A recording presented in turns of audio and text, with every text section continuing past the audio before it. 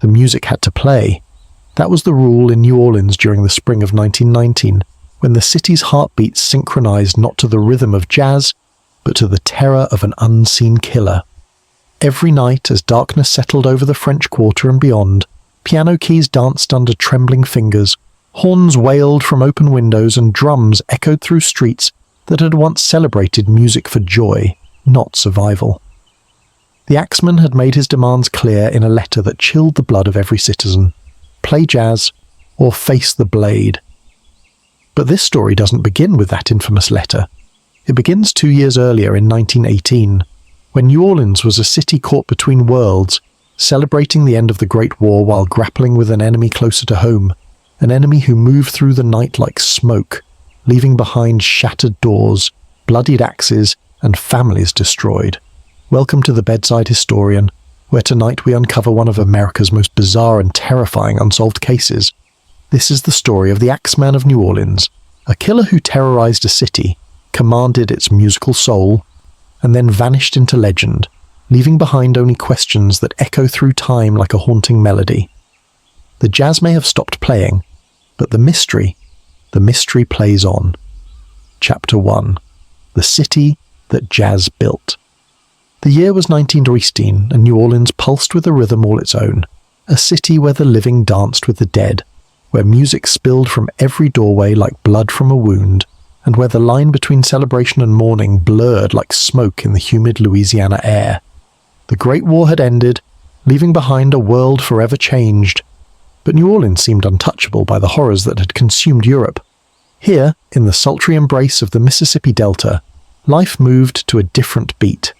The French Quarter thrummed with jazz that poured from speakeasies and dance halls, while the Garden District maintained its aristocratic composure behind wrought iron gates and Spanish moss.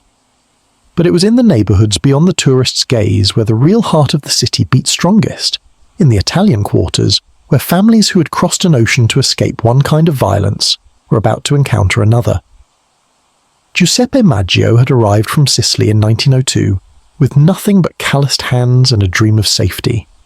By 1918, he owned a small grocery store on Upper Line Street, its shelves lined with imported olive oil, wheels of parmesan, and the familiar comforts of the old country. His younger brother Joseph had followed the same path, establishing his own shop just blocks away. The Maggio brothers represented something beautiful and vulnerable, the American dream realized through backbreaking work and unwavering determination. The Italian community had carved out its own corner of New Orleans, a place where the old language mixed with jazz rhythms, where Sunday meals stretched for hours, and where extended families lived within walking distance of each other.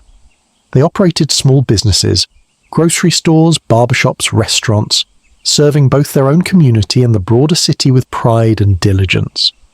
These were not wealthy men, but they were respected ones, pillars of their neighborhoods who knew every customer by name and extended credit during hard times. But prosperity, even modest prosperity, had a way of attracting attention in a city where shadows held secrets and the night concealed more than lovers and musicians. The jazz that gave New Orleans its nickname had evolved from pain, the musical offspring of slavery, spirituals and sorrow, transformed into something transcendent. In the bordellos of Storyville and the dance halls of the French Quarter, men like Jelly Roll Morton and King Oliver were creating a new American art form, one that spoke of freedom and rebellion, of joy wrested from suffering. The music was intoxicating, addictive, dangerous in its ability to make people forget their troubles and lose themselves in rhythm and melody. By night, the city belonged to the music and those who loved it. Couples danced until dawn in clubs where the air hung thick with smoke and possibility. The wealthy descended from their mansions to mingle with dock workers and seamstresses, all united by the universal language of jazz. But when the music stopped and the revelers stumbled home through streets slick with dew and secrets, the city revealed its other face, the one that smiled with too many teeth and watched from doorways with eyes that never blinked. New Orleans had always been a city of contradictions. It was deeply Catholic yet openly hedonistic, rigidly segregated yet culturally integrated, steeped in tradition yet constantly reinventing itself. The same streets that hosted second-line parades on Sunday afternoons became hunting grounds for different kinds of predators after midnight. voodoo practitioners worked their magic alongside Italian immigrants, crossing themselves before meals, while jazz musicians played hymns at funerals that turned into celebrations before the deceased was properly buried. The police force, such as it was, struggled to maintain order in a city that seemed to defy the very concept. Corruption was not just common but expected, and the line between law enforcement and organized crime was drawn in pencil rather than ink. Detective work consisted largely of knowing which palms to grease and which questions not to ask. In a city where everyone had secrets, the police had learned to focus on the secrets that paid. The Italian grocers had become part of the city's fabric, their stores serving as community centres where neighbours gathered to discuss politics, share gossip, and maintain connections to the homeland they had left behind.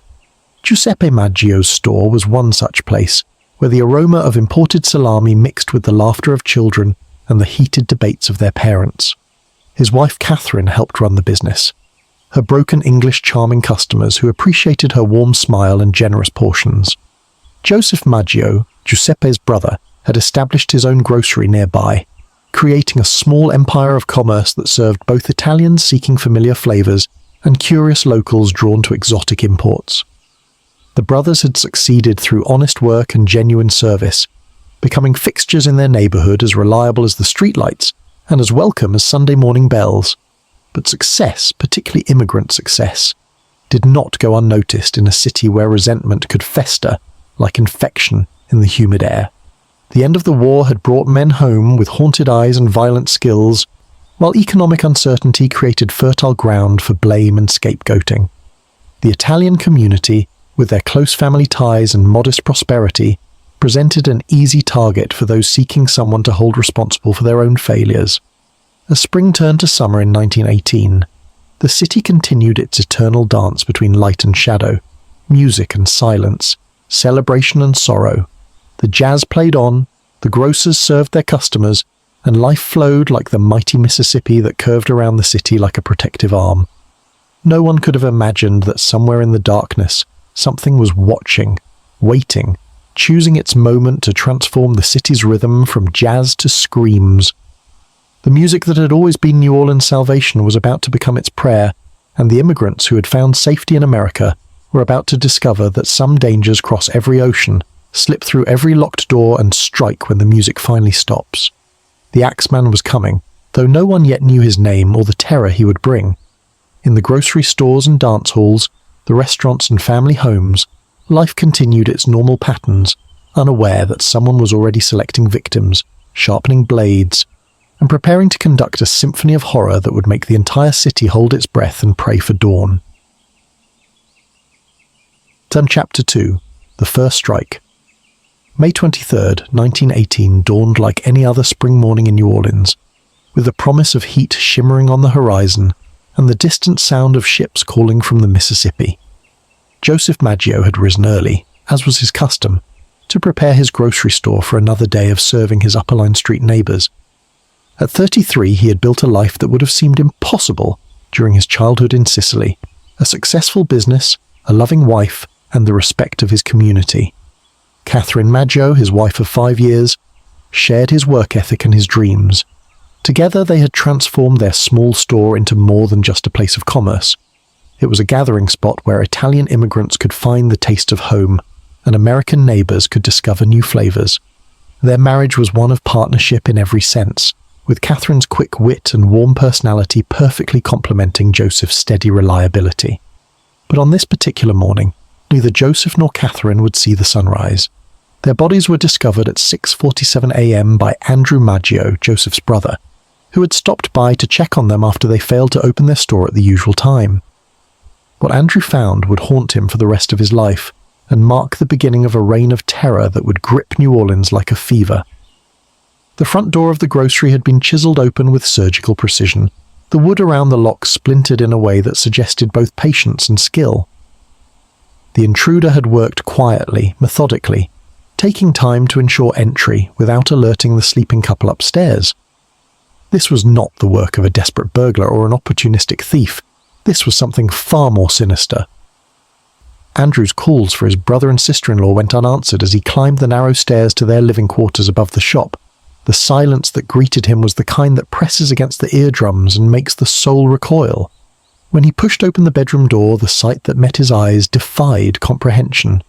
Joseph and Catherine lay in their bed, the white sheets now crimson with blood that had pooled and begun to congeal in the humid morning air. Their heads had been split open with savage precision, the wounds deep and terrible, suggesting an implement far more substantial than a common household tool. The killer had used an axe, bringing it down with devastating force while his victims slept, ensuring they never had a chance to cry out for help or defend themselves. But the most chilling aspect of the scene was not the violence itself, but the cold calculation evident in its execution. The killer had positioned the bodies carefully, almost ceremonially, and had taken nothing of value from either the store below or the apartment above. Cash sat untouched in the register. Jewellery remained on Catherine's dresser, and expensive imported goods filled the shelves downstairs. This had not been a robbery. It had been an execution. Andrew's screams brought neighbours running, and within minutes the small apartment was filled with people whose faces reflected the same incomprehension that had frozen Andrew at the doorway. Mrs. Schneider from across the street crossed herself repeatedly while muttering prayers in broken English. Tony Chiambra, who owned the barbershop next door, stood pale and shaking as he stared at the bodies of his friends and customers. The New Orleans Police Department arrived with the efficiency of an organization unaccustomed to murders of such calculated brutality. Detective Theodore Obitz, a 20-year veteran of the force, had seen plenty of violence in his career, the kind that erupted from passion, desperation, or greed. But this was different. The methodical nature of the attack, the precision of the entry, and the complete absence of any apparent motive suggested a killer unlike any he had encountered. The weapon itself told a disturbing story. The killer had brought his own axe, a heavy, well-maintained tool that had been wielded with terrible expertise. After completing his grisly work, he had left the axe at the scene, wiped clean of fingerprints but still bearing traces of the victim's blood. It was as if he wanted the police to understand exactly what had happened, while providing no clues about who was responsible. Dr. Joseph O'Hara, the coroner, arrived to examine the bodies and immediately noted the similarity of the wounds. Both victims had been struck multiple times with the flat side of the axe blade, suggesting the killer had wanted them to suffer before delivering the fatal blows. The precision of the strikes indicated either medical knowledge or extensive experience with violence, possibly both. As word of the murders spread through the neighborhood, fear began to creep through the Italian community like smoke through closed doors. Giuseppe Maggio, Joseph's older brother, arrived at the scene ashen-faced and trembling, unable to comprehend how his brother's American dream had ended in such nightmare. The success that had once seemed like protection now felt like a target painted on every immigrant family's door. The police investigation revealed troubling details that only deepened the mystery. Neighbours reported seeing no strangers in the area during the night, hearing no sounds of struggle or forced entry. The killer had moved through the neighbourhood like a ghost, selecting his victims with purpose and executing his plan with professional efficiency. Most disturbing of all, there were no signs of a struggle inside the apartment, suggesting the couple had been killed in their sleep before they could react to the danger. Detective Obitz interviewed everyone who had known the Maggios, searching for enemies, business disputes, or any connection that might explain why someone would want them dead. What he found instead was a couple universally loved and respected, who had never harmed anyone and had gone out of their way to help their neighbours during difficult times. Joseph had extended credit to families struggling with unemployment, while Catherine had provided free meals to anyone who appeared hungry. The absence of motive was perhaps more frightening than its presence would have been. Random violence suggested a killer who might strike anyone, anywhere, at any time. If the Maggios could be murdered in their own bed despite their kindness and community standing, then no one was safe.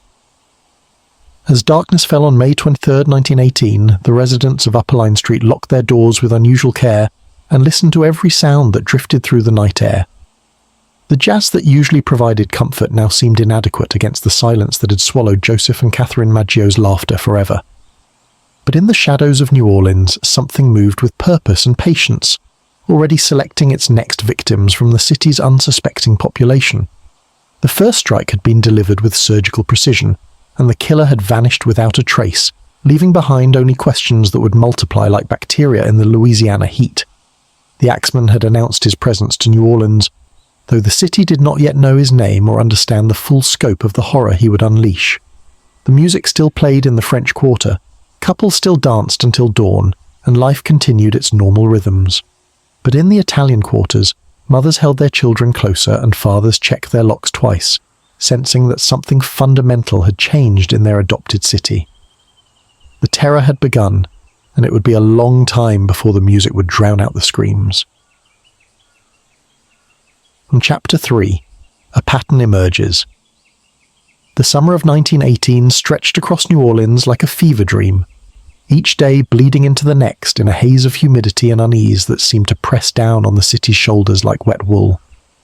The murder of Joseph and Catherine Maggio had sent ripples of fear through the Italian community, but as weeks passed without another attack, many began to convince themselves it had been an isolated incident, a terrible tragedy, but not the beginning of something worse. They were wrong. On the morning of June 28, 1918, the city awakened to discover that the nightmare was far from over. Louis Bassumer, a middle-aged grocer who lived above his shop on Dorgenois Street, was found barely clinging to life, his skull fractured by the same methodical violence that had claimed the Maggios. Beside him lay Annie Harriet, a woman whose relationship to Bassumer would become the subject of intense speculation, and whose survival would provide the first glimpse into the mind of the killer who stalked New Orleans. The discovery came at dawn, when neighbors noticed that Bassumer's store remained closed well past its usual opening time. Mrs. Lowe, who lived next door, had heard what she described as a terrible groaning during the night, but had assumed it was merely the old building settling in the humid air. When she finally worked up the courage to investigate, she found the back door of the store chiseled open with the same surgical precision that had marked the Maggio murders. Inside, the scene was both familiar and horrifyingly different. Bassumer lay unconscious in a pool of his own blood, his breathing shallow and laboured, while Annie Harriet sat dazed and bleeding, her eyes wide with shock but her mind still partially functional. The axe, again the killer's own weapon, lay nearby, its blade clean but its handle bearing the telltale marks of recent use. Dr. Joseph O'Hara, who had examined the Maggio victims just 5 weeks earlier, was called to the scene and immediately recognised the pattern. The wounds were nearly identical, precise, calculated strikes delivered with devastating force. But this time the killer had made a crucial error. He had left a witness alive. Annie Harriet's testimony, given in fragments as she drifted in and out of consciousness at Charity Hospital, painted a picture of terror that would haunt the city for months to come. She described awakening to the sound of splintering wood, then seeing a dark figure standing at the foot of the bed. The killer had been tall, she said, wearing dark clothing and moving with deliberate purpose. He had struck Bassumer first, then turned to her, but something, perhaps a noise from the street, or the unexpected sight of her conscious eyes staring back at him, had caused him to flee before delivering a fatal blow. Detective Obitz, now leading what had become the city's most important investigation, interviewed Annie Harriet multiple times as her condition stabilized. Her descriptions were frustratingly vague. The darkness of the room, the shock of the attack, and her injuries had conspired to rob her of clear details. But certain elements remained consistent. The killer was methodical, silent except for the sound of his breathing, and had seemed to know exactly where to find his victims. The relationship between Bassumer and Annie Harriet became a source of considerable controversy and speculation. Bassumer claimed she was his housekeeper, but neighbours whispered that she was his common-law wife, a scandal in a community where traditional marriages were held sacred. The police initially suspected that the attack might have been related to domestic violence or a love triangle, but as Bassumer slowly recovered, his story remained consistent. He had never seen the attacker before and had no idea why anyone would want to harm him or Annie. Louis Bassumer's grocery store, like the Maggios, served the Italian community and other immigrants seeking familiar foods from their homelands. He was known for his fair prices and willingness to extend credit during difficult times, qualities that had earned him respect and regular customers. The idea that such a man would be targeted for violence seemed as incomprehensible as it had with the Maggios. The similarities between the two attacks were impossible to ignore. Both victims were grocers serving immigrant communities. Both attacks had occurred in the early morning hours while the victims slept, Both had involved the same methodical approach to breaking and entering, the same type of weapon, and the same surgical precision in its use. The killer had left no fingerprints, taken nothing of value, and provided no clear motive for his actions. But it was the differences that proved most revealing. The killer had been interrupted this time, forced to flee before completing his work. This suggested that he was human, not the supernatural force that some had begun to whisper about in the city's more superstitious quarters. He could be startled, rushed, forced to make mistakes. The question was whether the police could capitalize on those mistakes before he struck again. The investigation expanded to include every grocer in the city's Italian quarters, with Detective Obitz personally visiting each store to warn the owners and assess their vulnerability. What he found was a community paralyzed by fear but determined not to surrender to it. Many grocers had begun sleeping with weapons within reach. Others had arranged for family members to take turns standing watch through the night. But the killer's ability to move unseen and strike without warning made all such precautions feel inadequate. The press coverage of the attacks began to take on a sensational tone that reflected the city's growing panic. The New Orleans Times-Picayune ran headlines that spoke of the axe murders and terror in the Italian quarter, while smaller papers began printing increasingly wild theories about the killer's identity and motivation. Some suggested it was the work of organized crime. Others pointed to anti-immigrant sentiment fueled by the recent war. A few even dared to whisper about supernatural forces at work in a city already famous for its connections to the otherworldly. Dr. Van O'Hara's examination of both crime scenes revealed troubling details about the killer's methodology. The precision of the axe wound suggested either medical training or extensive experience with violence. The ability to move silently through occupied buildings indicated knowledge of construction, and possibly military or police training. Most disturbing of all, the killer seemed to take pleasure in the work itself, spending time at each scene to arrange the victims and clean his weapon before departing. Annie Harriet's recovery provided hope that more details might emerge, but as weeks passed, her memories of the attack remained frustratingly incomplete. She could remember the sound of breathing, the smell of sweat and something else, something metallic and cold that she couldn't identify. She recalled the killer pausing after striking Basuma, as if savoring the moment before turning to her. But his face remained a blur, hidden in shadow and shock. The psychological impact on the city began to manifest in unexpected ways. Jazz clubs reported decreased attendance, as people became reluctant to stay out late and walk home through darkened streets.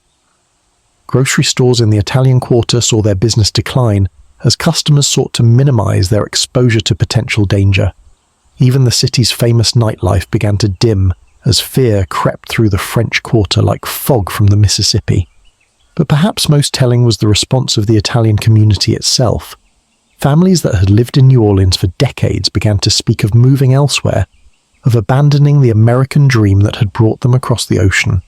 The success that had once seemed like protection now felt like a death sentence, marking them as targets for a killer whose motives remained as mysterious as his identity. As summer deepened, and the humidity became oppressive, the city waited for the next attack with the certainty that it would come. The pattern was emerging clearly now. The killer targeted successful Italian grocers, struck in the early morning hours, and used an axe with surgical precision. What remained unknown was when and where he would strike next, and whether the police would be able to stop him before another family was destroyed. The axeman had established his pattern, and New Orleans had begun to dance to his rhythm of terror. The music still played in the clubs and dance halls, but it competed now with a different kind of sound, the whispered prayers of a community under siege and the quiet clicking of locks being checked one more time before sleep. In the shadows of the city, something inhuman moved with purpose and patience, already selecting its next victims from among the unsuspecting population. The pattern was clear to those who knew how to read it, but the police were still learning the killer's language of violence and fear. The symphony of terror was just beginning, and the Axeman was only warming up for the crescendo yet to come. Chapter 4. The Italian Connection. August 5th, 1918 arrived with the oppressive heat that made New Orleans summers legendary, the kind of weather that turned thoughts sluggish and made even the simplest movements feel like swimming through thick honey. The city had enjoyed a brief respite from terror. 10 weeks had passed since the Besma attack, and some dared to hope that whatever evil had stalked the Italian quarters had moved on to plague another city. The grocers had begun to sleep more soundly, the police had relaxed their vigilance, and life had started to return to something resembling normalcy. But the Axeman had not forgotten New Orleans. He'd simply been waiting, watching, choosing his moment with the patience of a predator who understood that fear, like fine wine, required time to reach its full potency. Joseph Romano discovered this truth in the most terrible way possible. Romano lived alone above his grocery store on Tonti Street, a bachelor of 42 who had built his modest success through 16-hour days and an unwavering commitment to serving his customers with honesty and respect. His store was smaller than the Maggios or Basumas, but it was spotlessly clean and efficiently organized, every can of tomatoes and wheel of cheese positioned with the precision of a man who took pride in the smallest details of his work.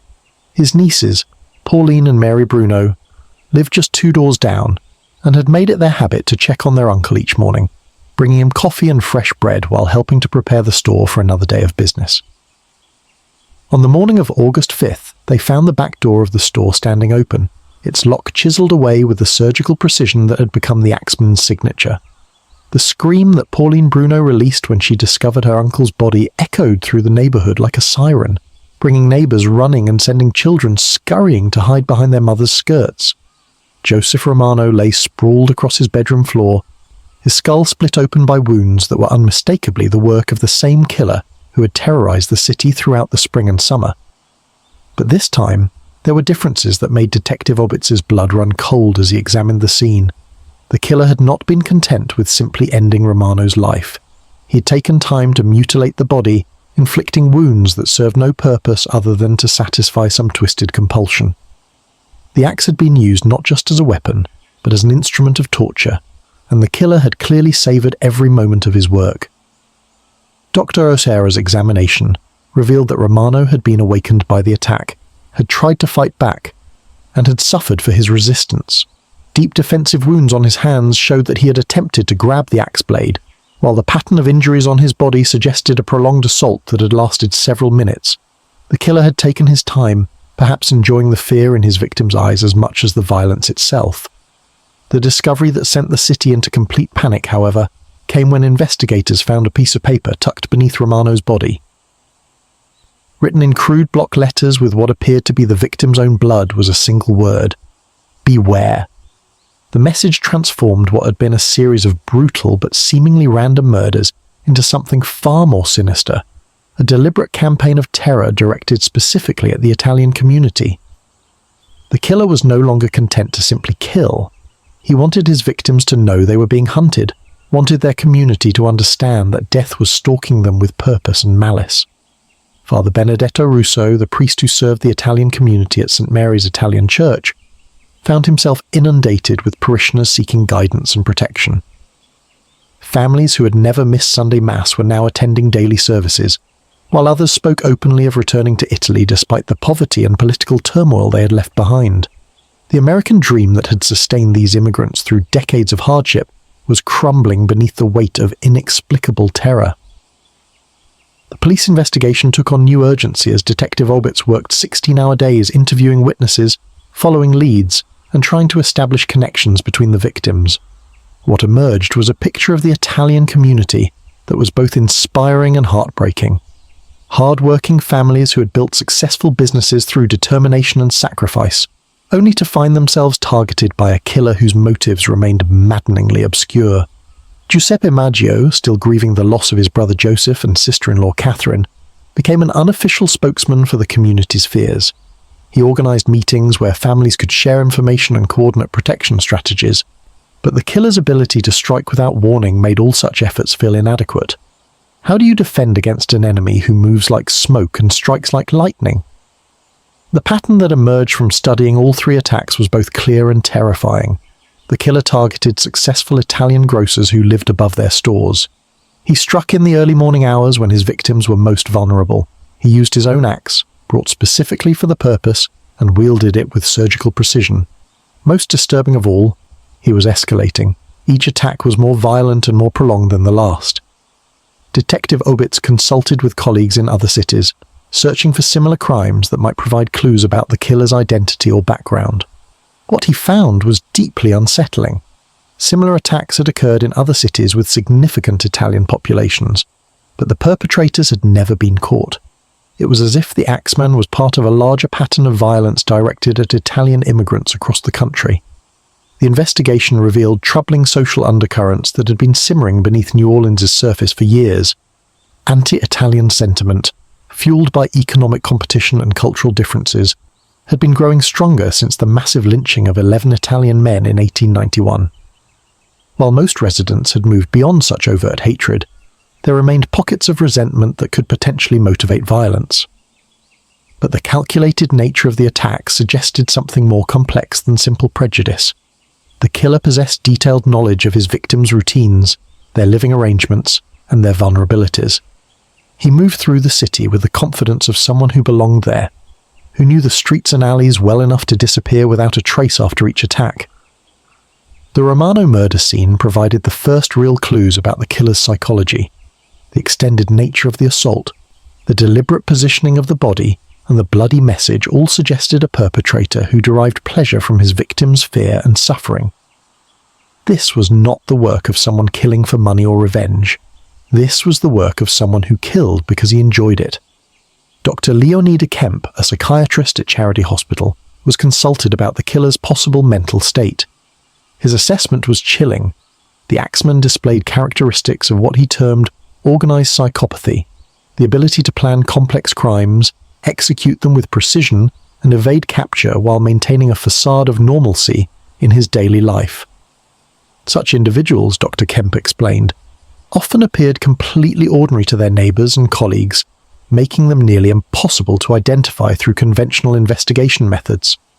The Italian grocers who remained in business began implementing desperate security measures. Some hired armed guards to watch their stores at night. Others moved their families to different locations while keeping their businesses open during the day. A few began sleeping in shifts, with family members taking turns standing watch through the night hours when the killer seemed to prefer striking. But all such precautions felt inadequate against an enemy who had demonstrated such skill at moving unseen and striking without warning. The killer's ability to choose his victims, study their habits, and execute his plans with surgical precision suggested a level of organization and intelligence that made him far more dangerous than a common criminal. As autumn approached, the city's Italian community found itself caught between terror and determination. Many families spoke of leaving New Orleans, abandoning businesses they had spent decades building rather than risk becoming the killer's next victims. Others refused to be driven away, viewing such retreat as surrender to the forces of hatred and violence that had plagued Italian immigrants throughout their history in America.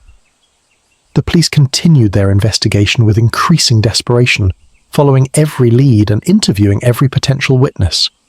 But the killer had left no fingerprints, no witnesses who could provide useful descriptions, and no clear motive that might help identify him. He was a ghost who killed with an axe, a nightmare that stalked the city's dreams and turned the familiar streets of home into hunting grounds. Father Russo began holding special masses for protection, while families gathered in each other's homes for mutual security and comfort. The community that had always been close-knit became even more tightly bound together, united by shared fear and determination to survive whatever evil had set its sights on their success and happiness. But in the shadows of New Orleans, something inhuman continued its patient hunt, already selecting its next victim from among the city's unsuspecting population. The Italian connection was clear now, the pattern established, the message delivered in blood and terror. The only question that remained was when and where the Axeman would strike next, and whether anyone would survive to identify the monster who walked among them, wearing the face of a man. The symphony of terror was building toward its crescendo, and the city held its breath, waiting for the music to begin again. Chapter 5. False Dawn. The autumn of 1918 descended upon New Orleans like a blessing, bringing with it the first cool breezes the city had felt in months, and something even more precious: silence. As September melted into October, and October gave way to November, the Axeman's terrible symphony seemed to have reached its conclusion.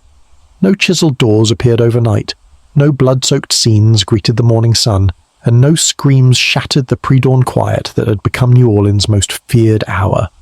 Detective Theodore Obitz found himself caught between relief and suspicion as weeks passed without incident. His investigation had consumed every waking hour since the Romano murder, turning him into a gaunt, haunted figure who saw potential killers in every shadow and heard the whisper of axes in every night sound. The absence of new attacks should have felt like victory, but Obitz had spent too many years in police work to trust such convenient conclusions. The Italian community, however, embraced the quiet with desperate gratitude. Giuseppe Maggio, who had aged a decade in the months following his brother's murder, began to speak cautiously of the future rather than dwelling exclusively on the past.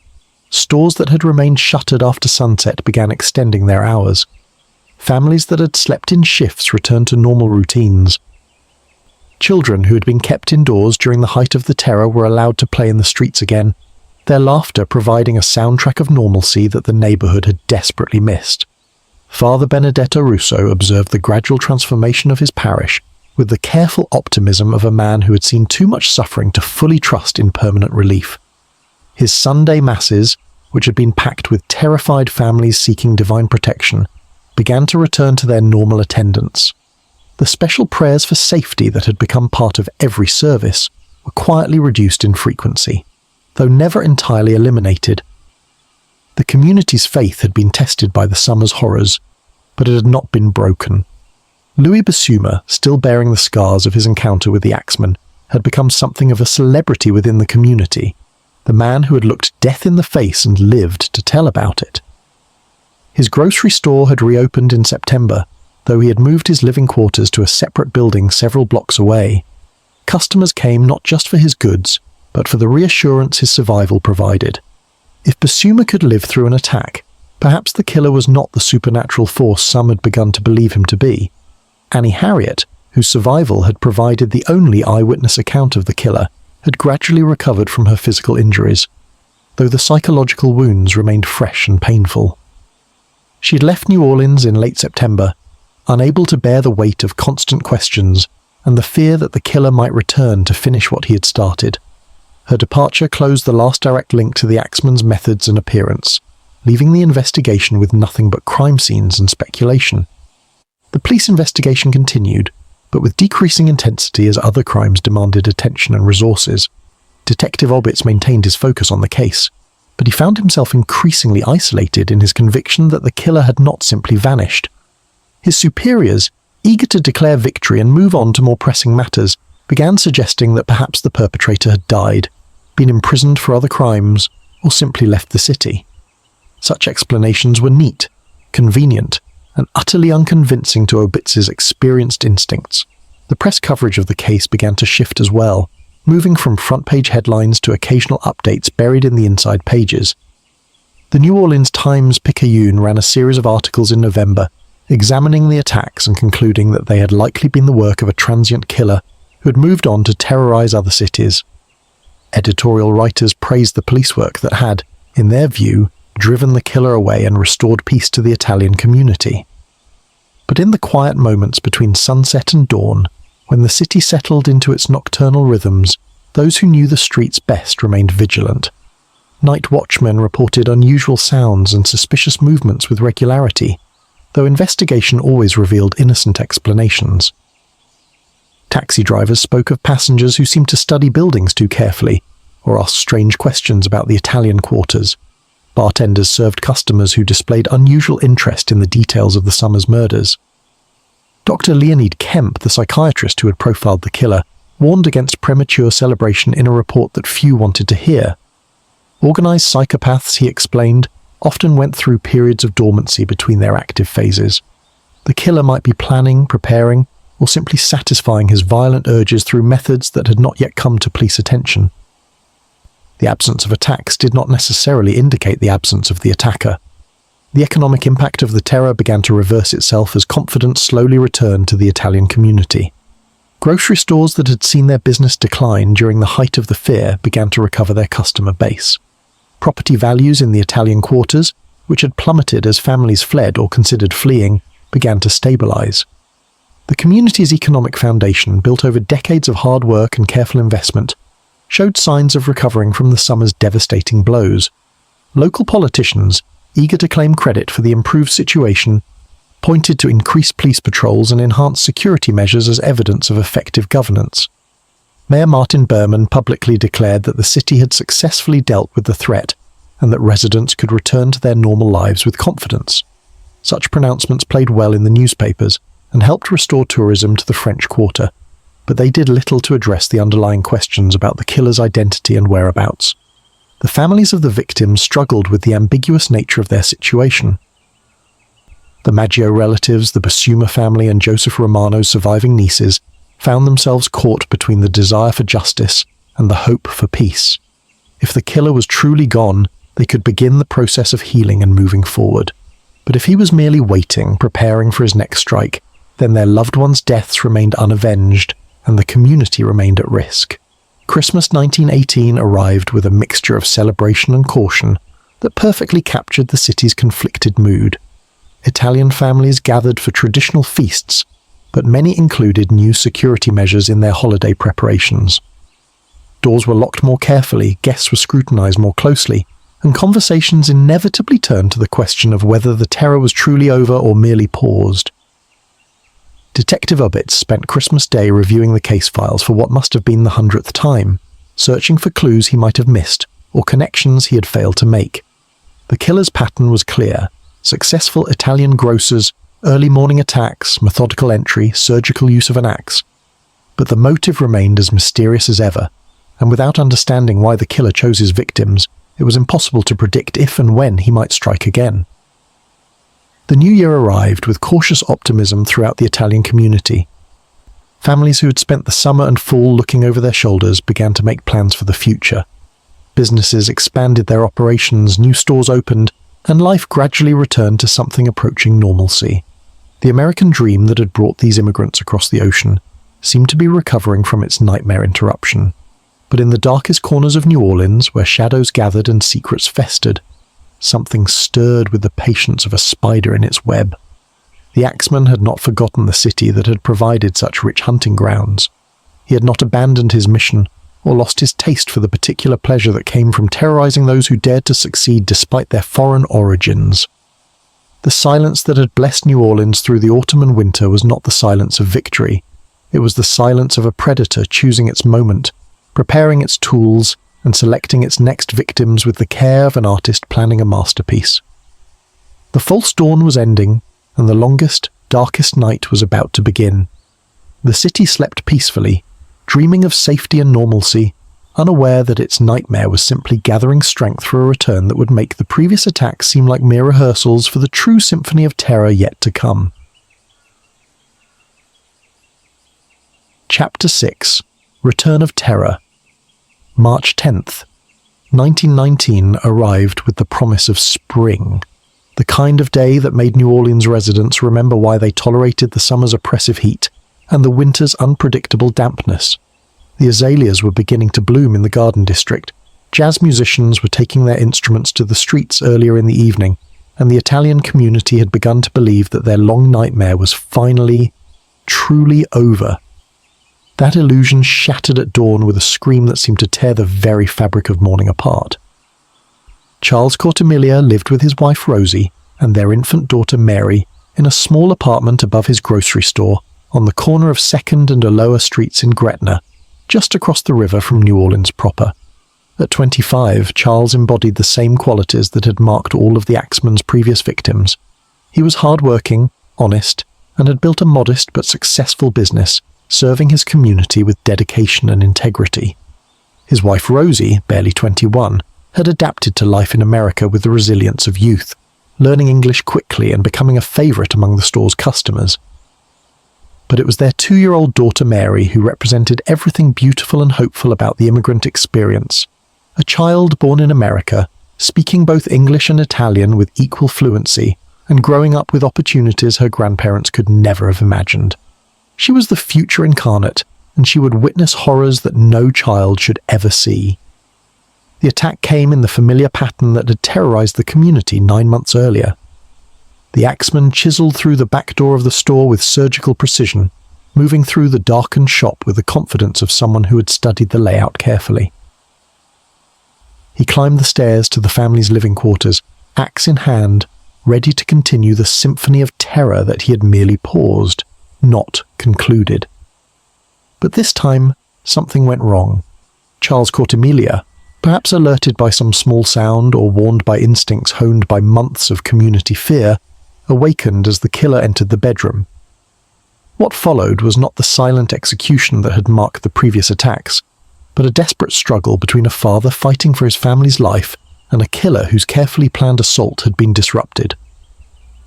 The noise of the struggle, furniture overturning, wood splintering, Charles's shouts of warning and rage, awakened Rosie and sent baby Mary into terrified screams that mixed with the sounds of violence to create a cacophony of horror. The axeman, forced to abandon his methodical approach, struck out with savage fury, bringing his weapon down on Charles with devastating force, while Rosie scrambled to protect their daughter. Neighbours later reported hearing what they described as the sounds of hell itself, screaming, crashing, and a terrible rhythmic thudding that they would later realise was the sound of the axe finding its targets. The attack lasted several minutes, an eternity of terror that transformed the Cortemilia apartment into a slaughterhouse. When the killer finally fled, driven away by the arrival of neighbours who had been awakened by the commotion, he left behind a scene that would haunt everyone who witnessed it. Charles Cortemilia lay unconscious and bleeding, his skull fractured but his heart still beating. Rosie had suffered terrible wounds to her head and hands, sustained while trying to shield her baby from the killer's fury. Most miraculous of all, little Mary had somehow survived the carnage, though she would carry the psychological scars of that night for the rest of her life. The response to the attack was swift and overwhelming. Dr. O'Hara, now grimly experienced in treating the axeman's victims, arrived to find a scene that was both familiar and uniquely disturbing. The killer's signature precision had been replaced by frenzied violence, suggesting that his interrupted assault had driven him into a rage that exceeded even his usual brutality. Detective Orbitz, who had spent the peaceful winter months hoping he would never see another Axeman crime scene, felt his heart sink as he surveyed the apartment. The killer had returned, and his methods had evolved in disturbing ways. The careful, almost ritualistic nature of the previous attacks had given way to something more chaotic and desperate, which somehow made the violence even more terrifying. But this attack would prove different from all the others in ways that no one could have anticipated. Rosie Cortemilia, unlike the previous victims, survived with her memory intact and her voice unbroken by trauma. As she recovered at Charity Hospital, she began to tell a story that would divide the Italian community and add new layers of mystery to the Axeman case.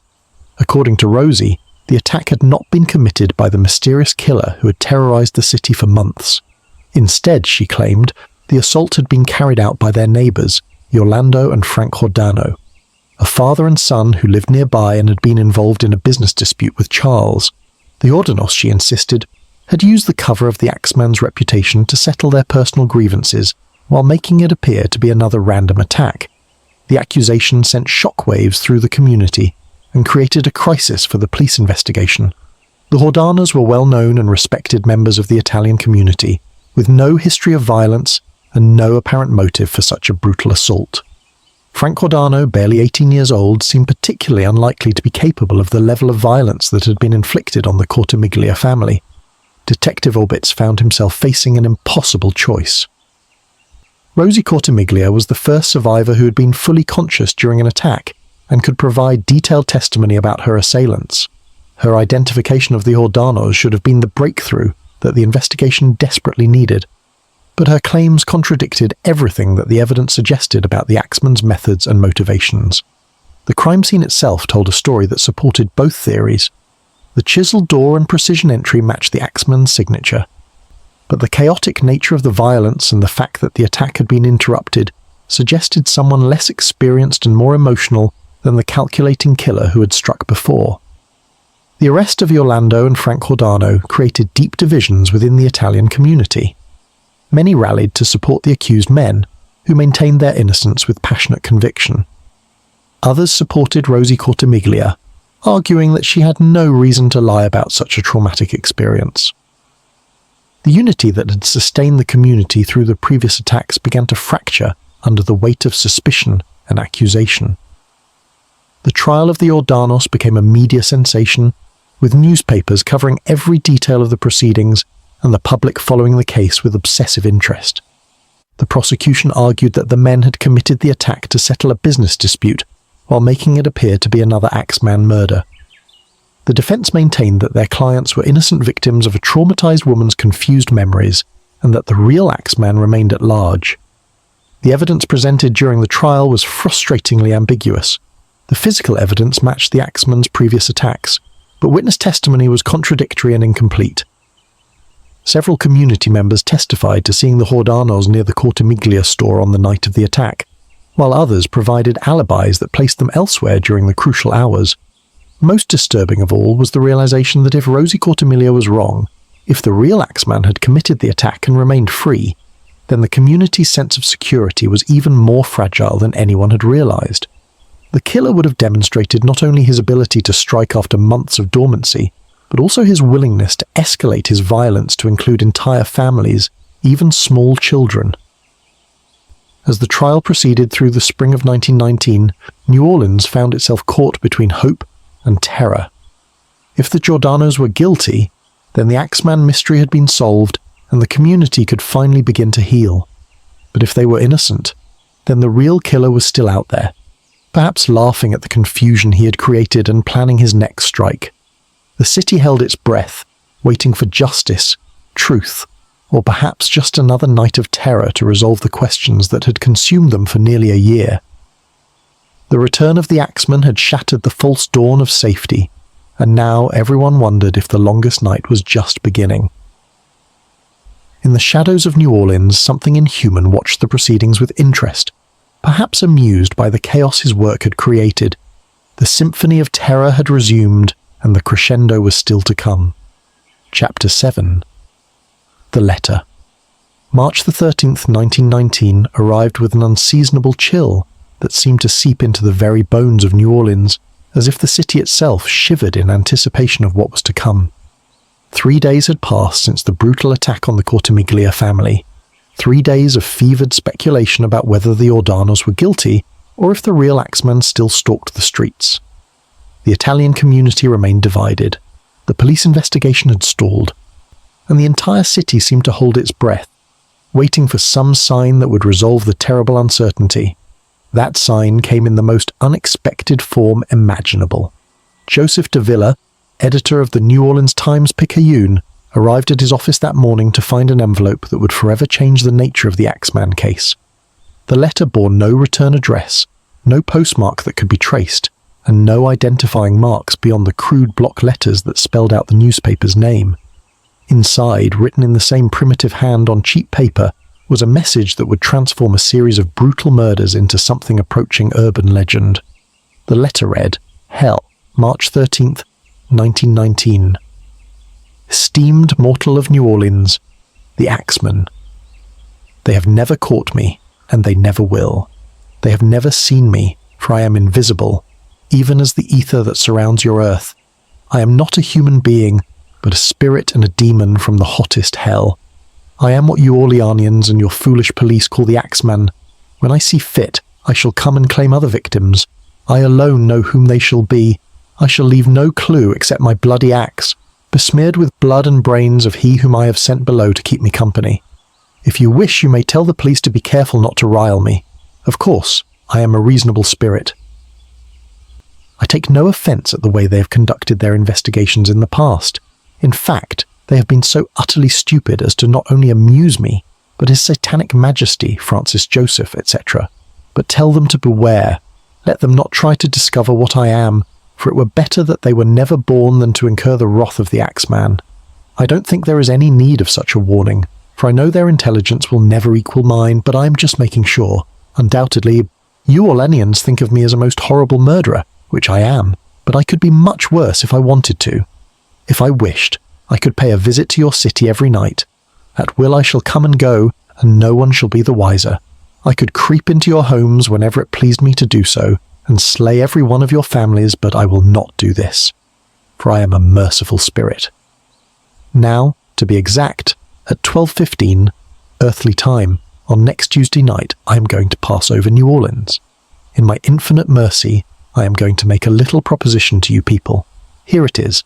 I am very fond of jazz music, and I swear by all the devils in the nether regions that every person shall be spared in whose home a jazz band is in full swing at the time I have just mentioned.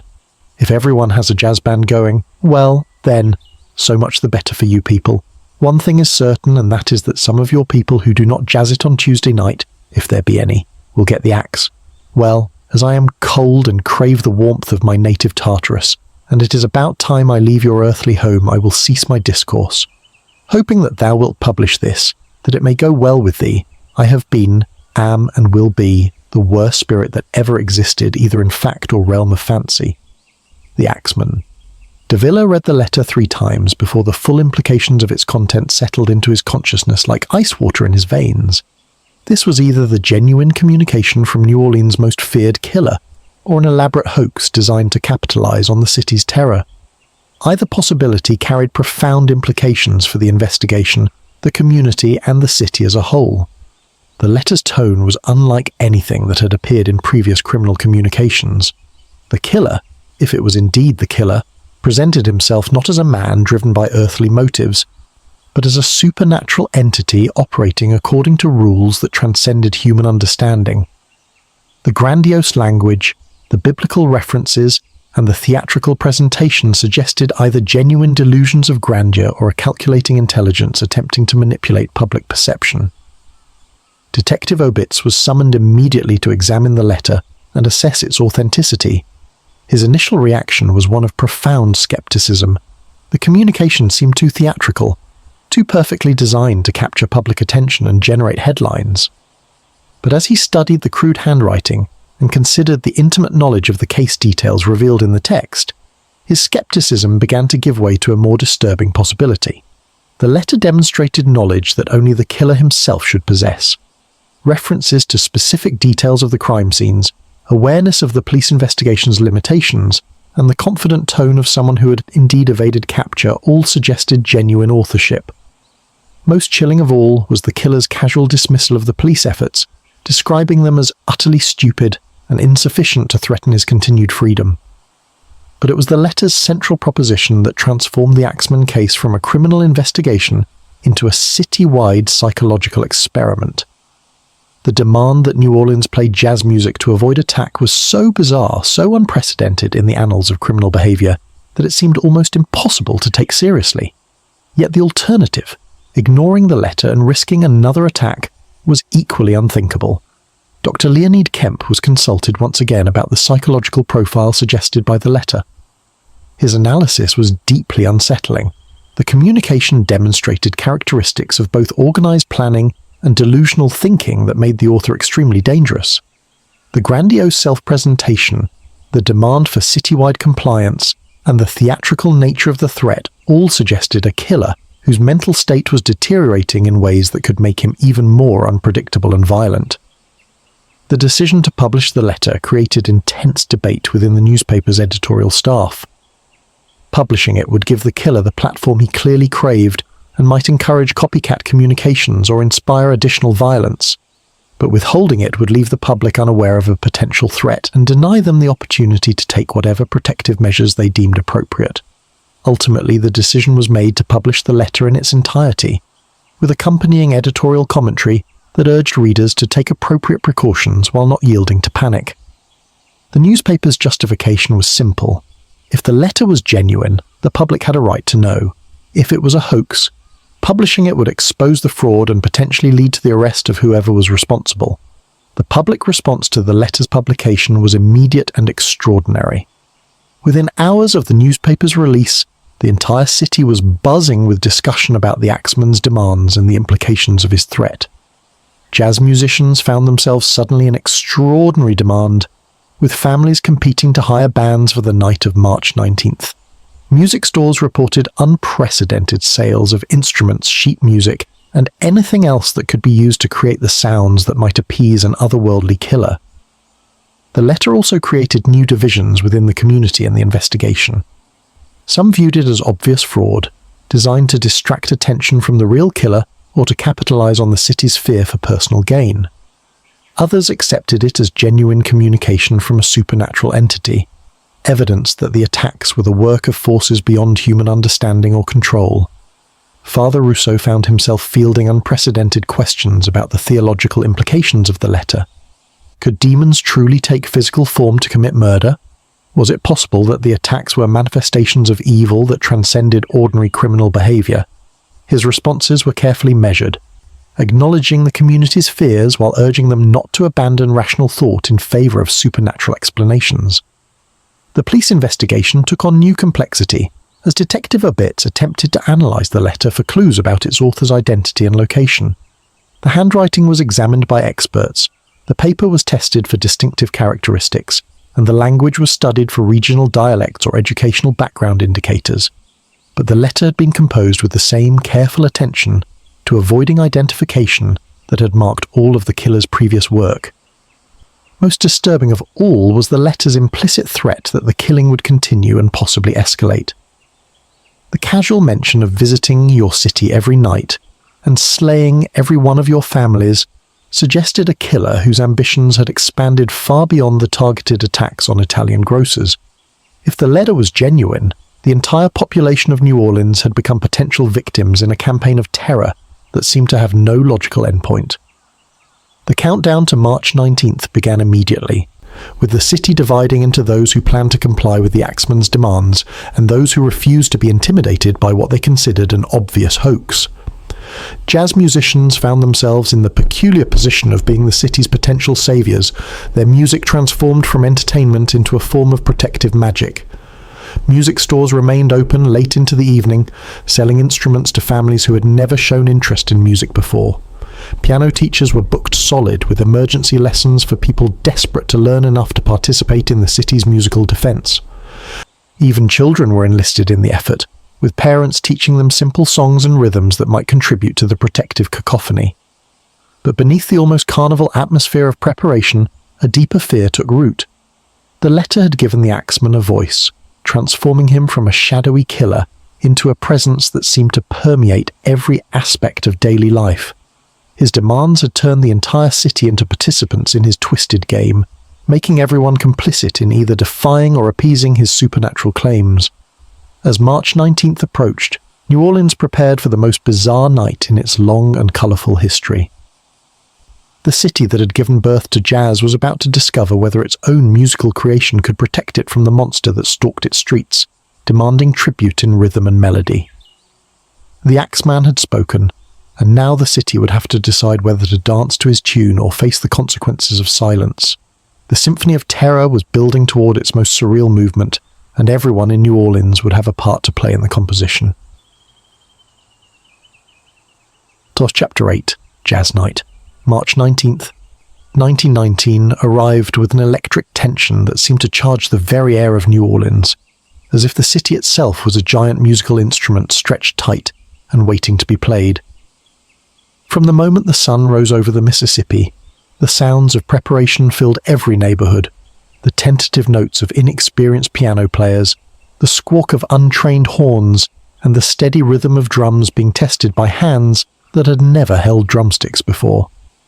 The city had never experienced anything like the strange carnival of fear and defiance that transformed New Orleans into a living laboratory of human psychology. In the wealthy Garden District, families who had never allowed jazz into their refined homes found themselves hiring entire bands to play through the night. In the French Quarter, every club and dance hall prepared for the busiest evening in their history. Even in the poorest neighborhoods, residents pooled their meager resources to rent instruments or convince anyone with musical ability to perform for their protection. Detective Obitz watched the preparations with a mixture of fascination and professional skepticism. The letter could still be an elaborate hoax, designed to create exactly this kind of citywide panic and disruption. But the alternative, that the real Axeman was manipulating the entire population of New Orleans for his own twisted amusement, was so disturbing that it challenged every assumption about criminal behavior and human nature. The jazz musicians of New Orleans found themselves elevated to the status of guardian angels. Their talents suddenly transformed from entertainment into what many believed was a matter of life and death. Professor Longhair, already a legend at the piano, was booked solid with desperate families, willing to pay extraordinary sums for his protection. The young Louis Armstrong, still developing his revolutionary trumpet style, found himself performing for audiences who hung on every note, as if their lives depended on the music. But it was not just professional musicians who answered the city's call for protective melodies. Children who had learned simple songs from their grandmothers practiced with desperate intensity, while elderly men who had not touched instruments in decades retrieved dusty horns from closets and attempted to remember half-forgotten melodies. The sound of music preparation filled every street, creating an urban symphony of hope, fear, and determination. Father Rousseau spent the day counselling parishioners who struggled to reconcile their religious beliefs with the supernatural claims made in the Axeman's letter. Some viewed the musical protection as a form of pagan ritual that compromised their Christian faith, while others argued that music itself was a gift from God that could surely be used to combat evil. His solution was diplomatic and wise. Special evening masses would be held, with traditional hymns and prayers, allowing the faithful to seek divine protection while still contributing to the city's musical defence.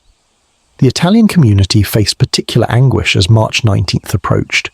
They had been the primary targets of the Axeman's previous attacks, making them feel simultaneously more vulnerable and more responsible for the city's current crisis. Many families hired multiple bands, determined to create enough musical noise to drown out any possibility that the killer might consider their homes inadequately protected. Giuseppe Maggio, still mourning his brother Joseph and sister-in-law Catherine, struggled with conflicting emotions as he prepared for the night ahead. Part of him wanted to defy the killer's demands, refusing to be manipulated by the monster who had destroyed his family. But another part, the part that wanted to protect his surviving relatives and neighbours, urged him to comply with whatever might keep the Axeman away. His final decision was to hire a small jazz ensemble while also ensuring that he and his remaining family members were armed and ready for whatever the night might bring. The newspaper coverage of the preparations reached fever pitch as evening approached. The Times-Picayune ran special editions with maps showing where jazz performances would be taking place, advice for families unable to afford professional musicians, and interviews with local music experts about which types of jazz might be most effective in appeasing the supernatural killer. The coverage walked a careful line between informing the public and avoiding panic, though the distinction became increasingly meaningless as the day progressed. Medical facilities throughout the city prepared for potential casualties, with doctors and nurses reporting for extra shifts, in anticipation of either Axeman attacks or injuries resulting from the citywide musical celebration. Charity Hospital stockpiled supplies and cleared emergency rooms, while ambulance crews received special instructions about responding to calls during what everyone expected to be a night unlike any other in the city's history. The police department faced the impossible task of maintaining order during a citywide event that had no precedent in law enforcement history. Every available officer was placed on duty, with special attention paid to the Italian neighbourhoods that had been targeted in previous attacks. But the reality was that if the Axeman chose to strike, the police would be no more effective than they had been during his previous attacks. The investigation had produced no substantial leads, no useful physical evidence, and no insights into the killer's identity or methods. As afternoon faded into evening, the character of the musical preparation began to change. The tentative practice sessions gave way to more confident performances, while the fear that had driven the initial response transformed into something approaching defiant celebration. If New Orleans was going to dance to the Axeman's tune, it would do so with the same passionate intensity that had always characterized the city's relationship with music. The wealthy neighborhoods organized elaborate musical soirees, with multiple bands playing simultaneously, while guests danced and drank as if the evening was a social triumph rather than a desperate attempt at supernatural self-defense. The middle-class families gathered in their homes around pianos and phonographs, creating intimate musical circles that combined protection with genuine enjoyment. Even the poorest residents found ways to participate, with neighborhood groups forming impromptu bands using whatever instruments they could borrow, rent, or improvise. At exactly 6 p.m., as the sun began to set over the Mississippi, the first organized jazz performance began in Jackson Square. The municipal band, augmented by volunteer musicians from across the city, started playing a program that would continue until dawn. The music was loud, joyful, and defiant, a musical declaration that New Orleans would not be cowed by threats, whether they came from human killers or supernatural entities. The sound of jazz began to spread through the city like a living thing, each neighborhood adding its own voice to the growing chorus of protective melody. From the grand mansions of the Garden District to the humble shotgun houses of the back neighborhoods, music poured from every window and doorway, creating an urban symphony that could be heard for miles around. By 8 p.m., the musical defense of New Orleans was in full swing. Professional orchestras played in hotel ballrooms while children banged pots and pans in their backyards. Church choirs sang spirituals while jazz bands played improvised blues. The cacophony was extraordinary, a wall of sound that seemed capable of repelling any force, natural or supernatural, that might threaten the city. The Italian families who had suffered most from the Axeman's previous attacks participated with particular intensity.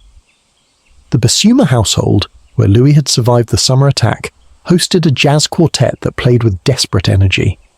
The Romano family, still grieving Joseph's brutal murder, gathered around their piano while every relative who could carry a tune contributed to the protective performance.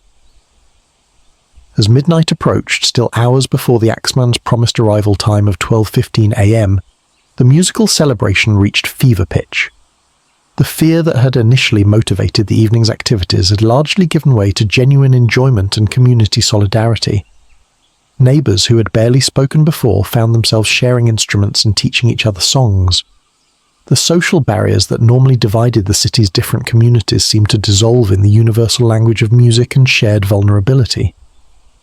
Detective Orbitz spent the evening patrolling the Italian neighborhoods, listening to the extraordinary soundtrack of citywide defiance while watching for any signs of the killer who had tormented New Orleans for nearly a year.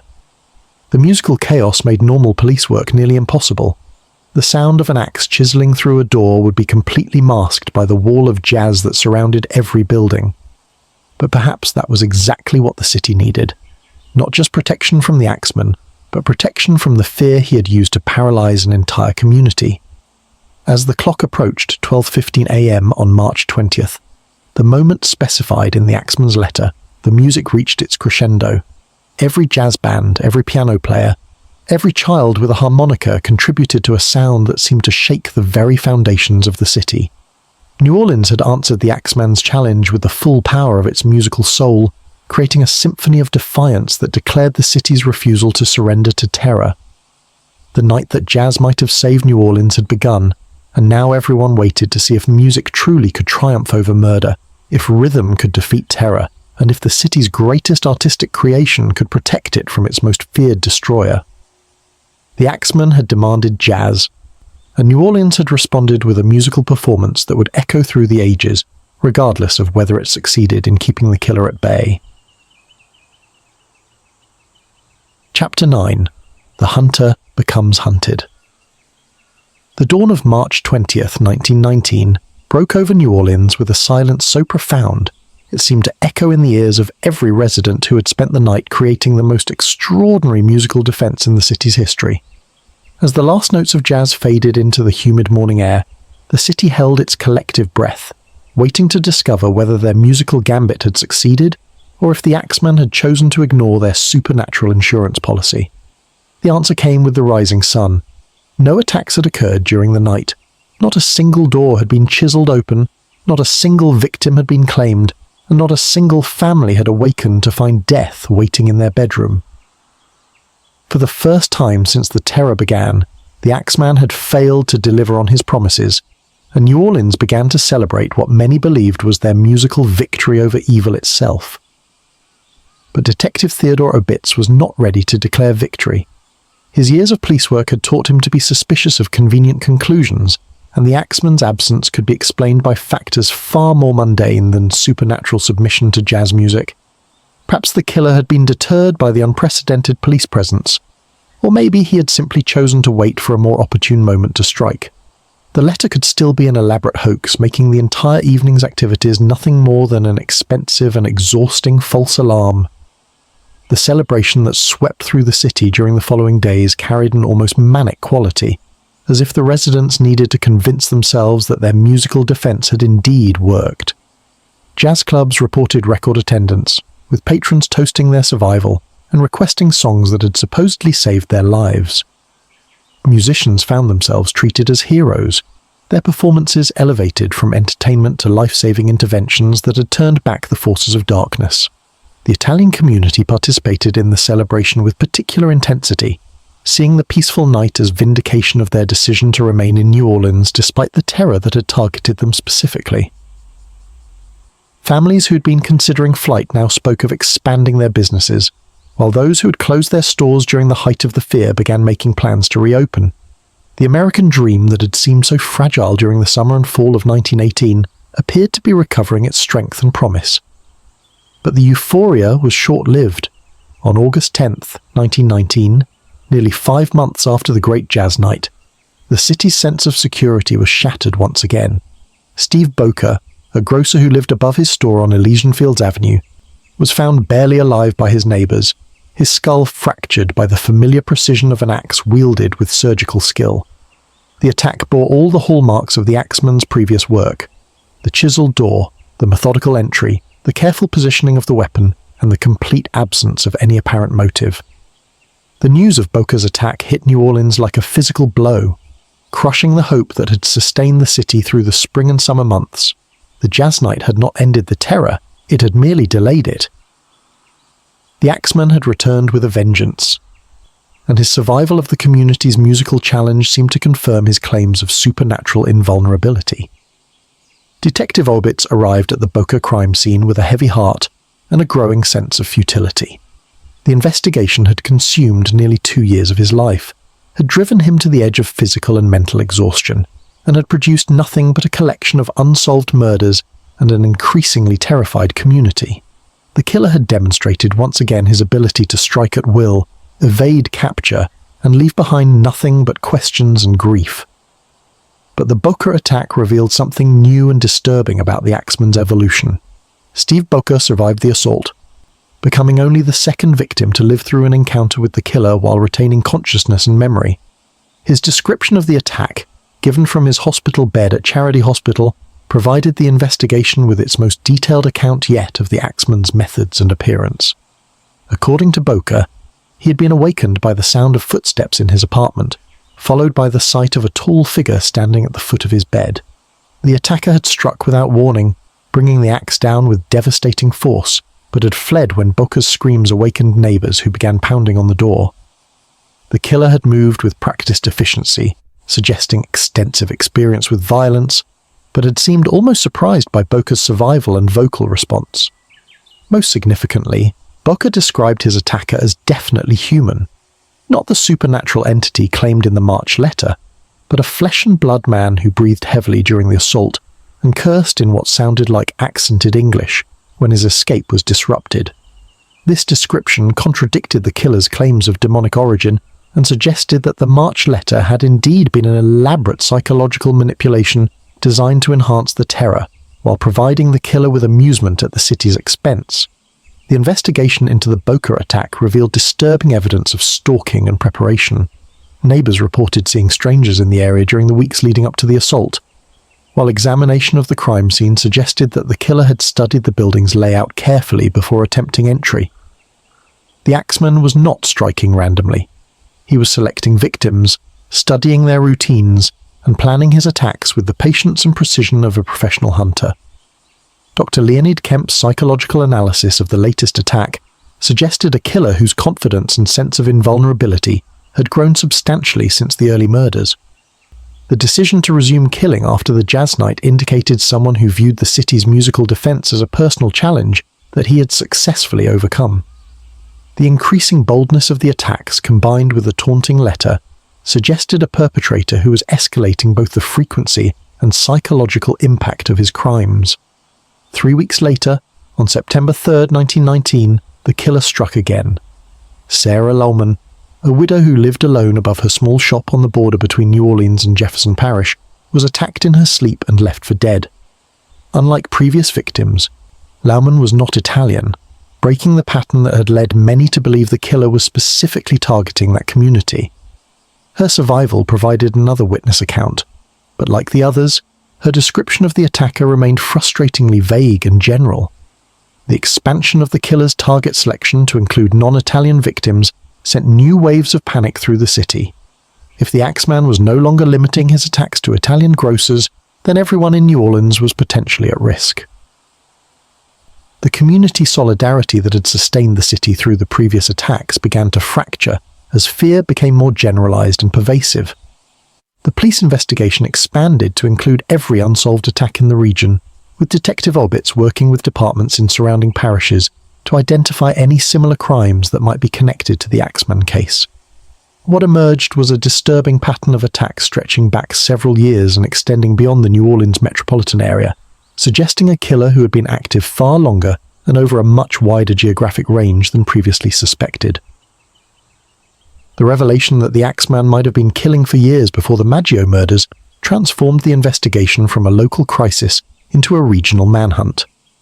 Police departments across Louisiana, Mississippi, and Alabama began reviewing their unsolved murder files, searching for attacks that matched the killer's distinctive methodology. The results were chilling. Dozens of similar crimes had occurred throughout the Gulf Coast region, many involving Italian immigrants who operated small businesses. As autumn deepened and the first anniversary of Joseph Romano's murder approached, the city of New Orleans found itself in the grip of a fear more profound than anything it had experienced during the previous year. The jazz night had proved that community solidarity could provide comfort and courage, but it had failed to eliminate the threat that stalked the city's streets. The Axeman remained at large, his confidence apparently unshaken by the city's defiance, his methods unchanged despite nearly 2 years of intensive investigation. The hunter had indeed become hunted, but not by the police, by an entire community that refused to surrender to terror despite the apparent futility of their resistance. The city that had created jazz was learning to live with a different kind of rhythm, one measured in the spaces between attacks, the silence after screams, and the pause between the sound of splintering wood and the discovery of another victim. The symphony of terror continued, and the Axeman was still conducting the orchestra of fear that had made New Orleans dance to his deadly tune. But the city was learning to improvise its own melodies of resistance, creating a counterpoint of courage that might not stop the killing, but refused to let it break the community's spirit. The longest night was far from over, and the final movement of the Axeman's composition had yet to be played. Chapter 10. The Final Strike. October 27th, 1919 arrived with the crisp promise of autumn that made New Orleans residents grateful for any respite from the oppressive heat that had defined their summer of terror. The city had endured nearly 18 months of the Axeman's reign, weathering attacks that had claimed multiple lives and shattered any illusion of safety that immigrant families had built during their years in America. The community had learned to live with fear as a constant companion, but they had also learned that life must continue despite the monster that stalked their streets. Mike Pepitone understood this reality better than most. At 32, he had built a successful grocery business on the corner of Scott and Ulloa Streets in Gretna, serving both his Italian neighbors and the broader community with the same dedication and honesty that had marked all of the Axeman's previous victims. His wife Esther had given him 6 children, ranging from their infant daughter to their teenage son, and together they had created the kind of close-knit family that represented everything beautiful about the immigrant experience in America. But Mike Pepitone was also a man who refused to live in fear. While other grocers had installed elaborate security systems, hired guards, or moved their families to safer locations, Pepitone had maintained his normal routines with a defiance that bordered on recklessness. He slept in his own bed above his store, kept his business open during normal hours, and continued to serve his customers with the warm hospitality that had made his establishment a neighborhood gathering place. His friends and family had pleaded with him to take additional precautions, pointing to the obvious pattern that had claimed Joseph Maggio, Joseph Romano, and the others who fit his exact profile. But Pepitone's response was always the same. He had come to America to build a better life for his family, and he would not allow some madman to drive him from the home and business he had worked so hard to create. On the night of October 27th, Mike Pepitone's courage and defiance would cost him everything. The attack came with the familiar precision that had marked every previous assault. The Axeman chiseled through the back door of the grocery store with surgical care, moving through the darkened shop with the confidence of someone who had studied the layout extensively. He climbed the stairs to the family's living quarters, axe in hand, ready to deliver another lesson in terror to the community that had dared to celebrate their supposed victory over his power. But this time, the killer encountered something he had not anticipated. A witness who would not only survive but would see his face clearly enough to provide the most detailed description yet of New Orleans' most feared predator. Esther Pepitone awakened to the sound of splintering wood and her husband's voice raised in alarm and anger. Mike had heard the intruder entering their home and had risen from bed to confront the danger, displaying the same courage that had led him to defy the Axeman's reign of terror. What followed was not the silent execution that had characterized most previous attacks, but a desperate struggle between a father fighting for his family's life and a killer whose carefully planned assault had been disrupted. The noise of the fight, furniture overturning, Mike's shouts of rage and defiance, the terrible sound of the axe finding its target, awakened the entire household and sent the children into terrified screams that mixed with their mother's cries to create a cacophony of horror. Esther, despite her own injuries from trying to protect her husband, managed to get a clear look at their attacker as he fled through the bedroom window into the night. Her description would haunt the investigation for years to come. A tall, heavy-set man with dark hair and olive complexion, wearing a dark suit that marked him as someone who could blend easily into any crowd. Most significantly, she was certain he was of Italian descent, speaking in accented English when he cursed at the unexpected resistance he encountered. The killer was not a supernatural demon or a mysterious outsider. He was someone who could walk through the Italian community without attracting suspicion, perhaps even someone who was known to his victims. Mike Pepitone died as he had lived, fighting for his family and refusing to surrender to the forces that sought to destroy everything he had built. His death marked not just another victim in the Axeman's campaign of terror, but the loss of a symbol of immigrant courage and determination that had inspired his entire community. The man who'd refused to be intimidated by fear had paid the ultimate price for his defiance. Detective Obitz arrived at the Pepitone crime scene with a mixture of professional duty and personal grief that reflected his long involvement with the case. Mike Pepitone had been exactly the kind of man that America needed. Hard-working, honest, devoted to his family, and committed to building something positive in his adopted homeland. His murder was not just a crime, but a tragedy that diminished the entire community.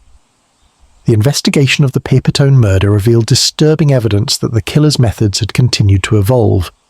The attack had been more violent and personal than previous assaults, suggesting a level of rage that exceeded even the Axeman's usual brutality. The killer had taken time to mutilate the body after death, indicating a psychological deterioration that made him even more dangerous than before. But Esther Pepitone's eyewitness account provided the investigation with its most promising lead yet. Her description of an Italian man who could move freely through the community without suspicion suggested that the killer might be hiding in plain sight, perhaps even living among his intended victims. This revelation transformed the investigation from a search for an unknown outsider into a careful examination of the community itself. The psychological impact of the Pepitone murder was devastating for the Italian community. Mike had represented their refusal to be intimidated, their determination to maintain normal lives despite the terror that surrounded them. His death seemed to prove that courage and defiance were not enough to protect them from a killer who could strike anyone, anywhere, at any time. The funeral of Mike Pepitone became a community event that transcended religious and cultural boundaries. Thousands of mourners gathered to pay their respects to a man who had embodied the best qualities of the immigrant experience, while also expressing their collective grief for all the victims who had fallen to the Axeman's violence. Father Russo delivered a eulogy that spoke not just of Mike's individual courage, but of the community's need to continue his legacy of hope and determination. But beneath the public mourning and community solidarity, a darker current was building. Esther Pepitone, despite her grief and the trauma of witnessing her husband's murder, had begun to develop her own theories about the killer's identity. Her description of an Italian man who seemed familiar with the community's layout and routines had started her thinking about specific individuals who might fit that profile. The investigation expanded to include every Italian man in the greater New Orleans area who matched Esther's description. Detective Obitz conducted hundreds of interviews, following up on every lead and examining every possible connection between potential suspects and the victims. but the killer had been careful to avoid leaving evidence that could definitively link him to the crimes, and the investigation continued to be hampered by the same lack of physical evidence that had plagued it from the beginning. Dr. O'Hara's examination of Mike Pepitone's body revealed the same surgical precision in the use of the axe that had marked all previous attacks, confirming that the same killer was responsible for this latest murder. But the increased violence and personal nature of the assault suggested that the axeman was either becoming more confident in his ability to evade capture, or was deteriorating psychologically in ways that made him even more dangerous. The community response to the Pepitone murder was different from reactions to previous attacks. Instead of purely defensive measures and increased security, some residents began talking about taking offensive action against the killer. If the police could not protect them, they reasoned, perhaps it was time for the community to protect itself through whatever means necessary. Vigilante groups began forming throughout the Italian neighborhoods, with armed men patrolling the streets and conducting their own investigations into suspicious activities. The police found themselves in the uncomfortable position of trying to prevent community violence, while also failing to solve the crimes that had motivated such desperate measures. As November arrived, and the investigation into Mike Pepitone's murder continued without producing substantial leads, the city of New Orleans found itself at a crossroads. The Axeman had struck again, proving that neither jazz nights nor community solidarity could ultimately protect them from his violence.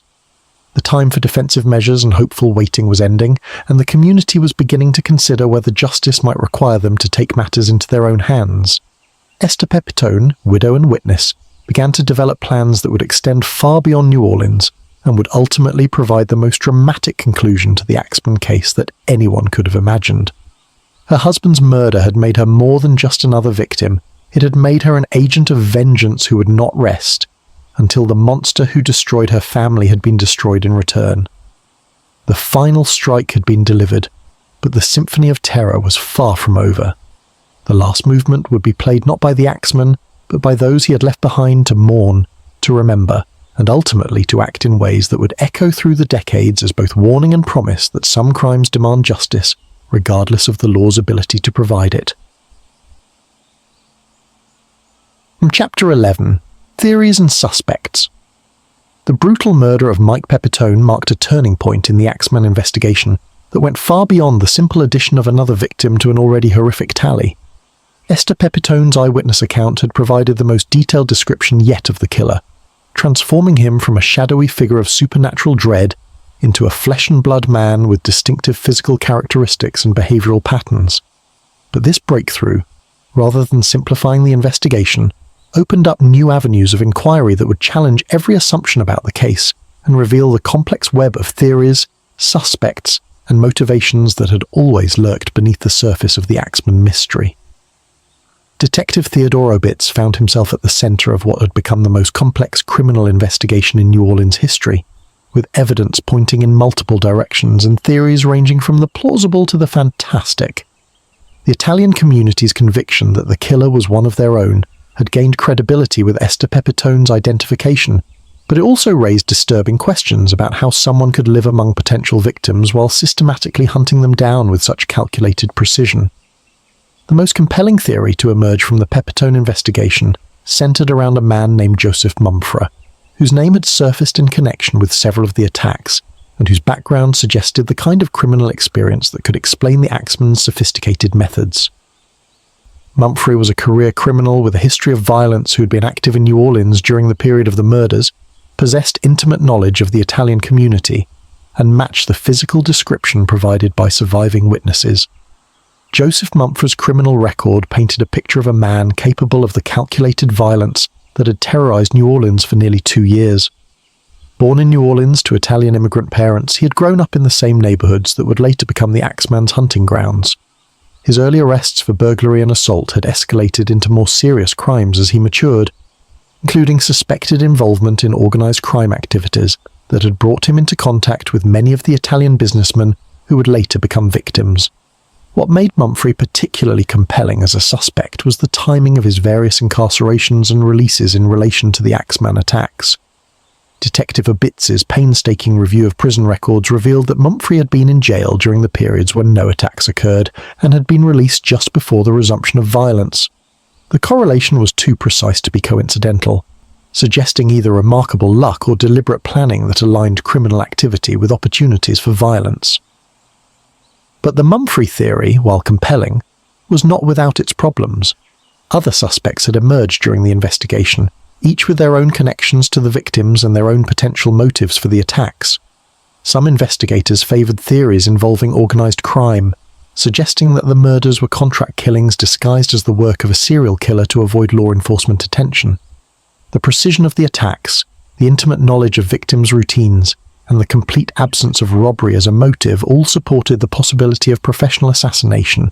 Dr. Pierre Leonine Kemp's psychological profile of the killer had evolved significantly as more evidence became available, incorporating not just the methodical nature of the attacks, but also the theatrical elements like the March letter and the killer's apparent enjoyment of the community's terror. His updated assessment suggested a perpetrator who combined the calculated violence of a professional criminal with the psychological satisfaction of someone who killed for personal pleasure rather than purely business reasons. The organized crime theory gained support from the investigation into the victims' business relationships and potential connections to illegal activities. While none of the murdered grocers had been involved in criminal behavior, several had been approached by representatives of various criminal organizations seeking to use their businesses for money laundering, illegal alcohol distribution, or other prohibited activities. Their refusal to cooperate could have marked them for elimination, with the serial killer methodology chosen to disguise the true motive behind their deaths. Father Benedetto Russo provided investigators with insights into the Italian community's internal dynamics that revealed potential sources of conflict and violence that outsiders might not recognize. Feuds between families from different regions of Italy, competition for customers and territory among business owners, and disagreements about assimilation versus maintaining traditional customs had created tensions that could potentially escalate into violence under the right circumstances. But perhaps the most disturbing theory to emerge from the investigation was the possibility that the Axeman was not a single individual, but rather a series of copycat killers who had adopted the methodology and persona to disguise their own criminal activities. The slight variations in attack methods, the evolution of the killer's signature over time, and the wide geographic range of similar crimes suggested that multiple perpetrators might have been operating under the Axeman identity. This theory was supported by reports of similar attacks in other cities throughout the Gulf Coast region, many of which occurred simultaneously with confirmed New Orleans murders, making it impossible for a single killer to have been responsible for all of them. The Axeman phenomenon might have been a form of criminal franchise, with different killers adopting the successful methodology and psychological impact that the original perpetrator had developed. The investigation also revealed connections between some of the victims that had not been apparent initially. Several of the murdered grocers had been members of the same business association, had purchased supplies from the same distributors, or had participated in community organizations that could have provided a killer with access to information about their routines and vulnerabilities. These connections suggested that the attacks were not as random as they had initially appeared, but were instead carefully targeted based on specific criteria known only to the perpetrator. Detective Abitz's interviews with surviving family members revealed another troubling pattern. Several of the victims had reported receiving threatening letters or experiencing suspicious activities in the weeks before their deaths. These warnings had been dismissed as pranks or the work of local troublemakers, but in retrospect they suggested that the Axeman had been stalking his victims for extended periods before striking, studying their habits, and perhaps even attempting to frighten them before delivering the final attack. The role of anti-Italian sentiment in the broader community emerged as another potential motivating factor for the attacks. The economic success of Italian immigrants had created resentment among some established residents who viewed the newcomers as unfair competition or threats to American values. While most of this prejudice expressed itself through social discrimination rather than violence, the extreme nature of the Axeman attacks could represent an escalation of existing hatred into lethal action. The investigation into potential suspects expanded beyond individual perpetrators to include examination of groups or organizations that might have had motives for targeting successful Italian businessmen. Labor unions concerned about immigrant workers, nativist organizations opposed to continued immigration, and criminal groups seeking to eliminate competition for illegal activities all became subjects of investigation, as Detective Obbitz sought to understand the broader context within which the murders had occurred. But as the investigation deepened and the list of theories and suspects continued to grow, one fact remained constant. The Axeman, whether individual or collective, human or something more sinister, had demonstrated an ability to evade capture that suggested either extraordinary luck or inside knowledge of police investigative methods. The killer seemed to stay one step ahead of every effort to identify and apprehend him, raising disturbing questions about whether he had sources of information within the law enforcement community itself. The psychological impact of the expanding investigation on the Italian community was profound and complex. The realization that the killer might be someone they knew, someone who had walked among them, and perhaps even shopped in their stores or attended their social gatherings, transformed their fear from something external and alien into something internal and personal. The enemy was not just hunting them, he was hiding among them, wearing a familiar face while planning their destruction. As 1919 drew to a close and the investigation entered its third year, the city of New Orleans found itself confronting the possibility that the Axeman case might never be solved through conventional police work. The theories were numerous, the suspects were compelling, but the evidence remained frustratingly incomplete.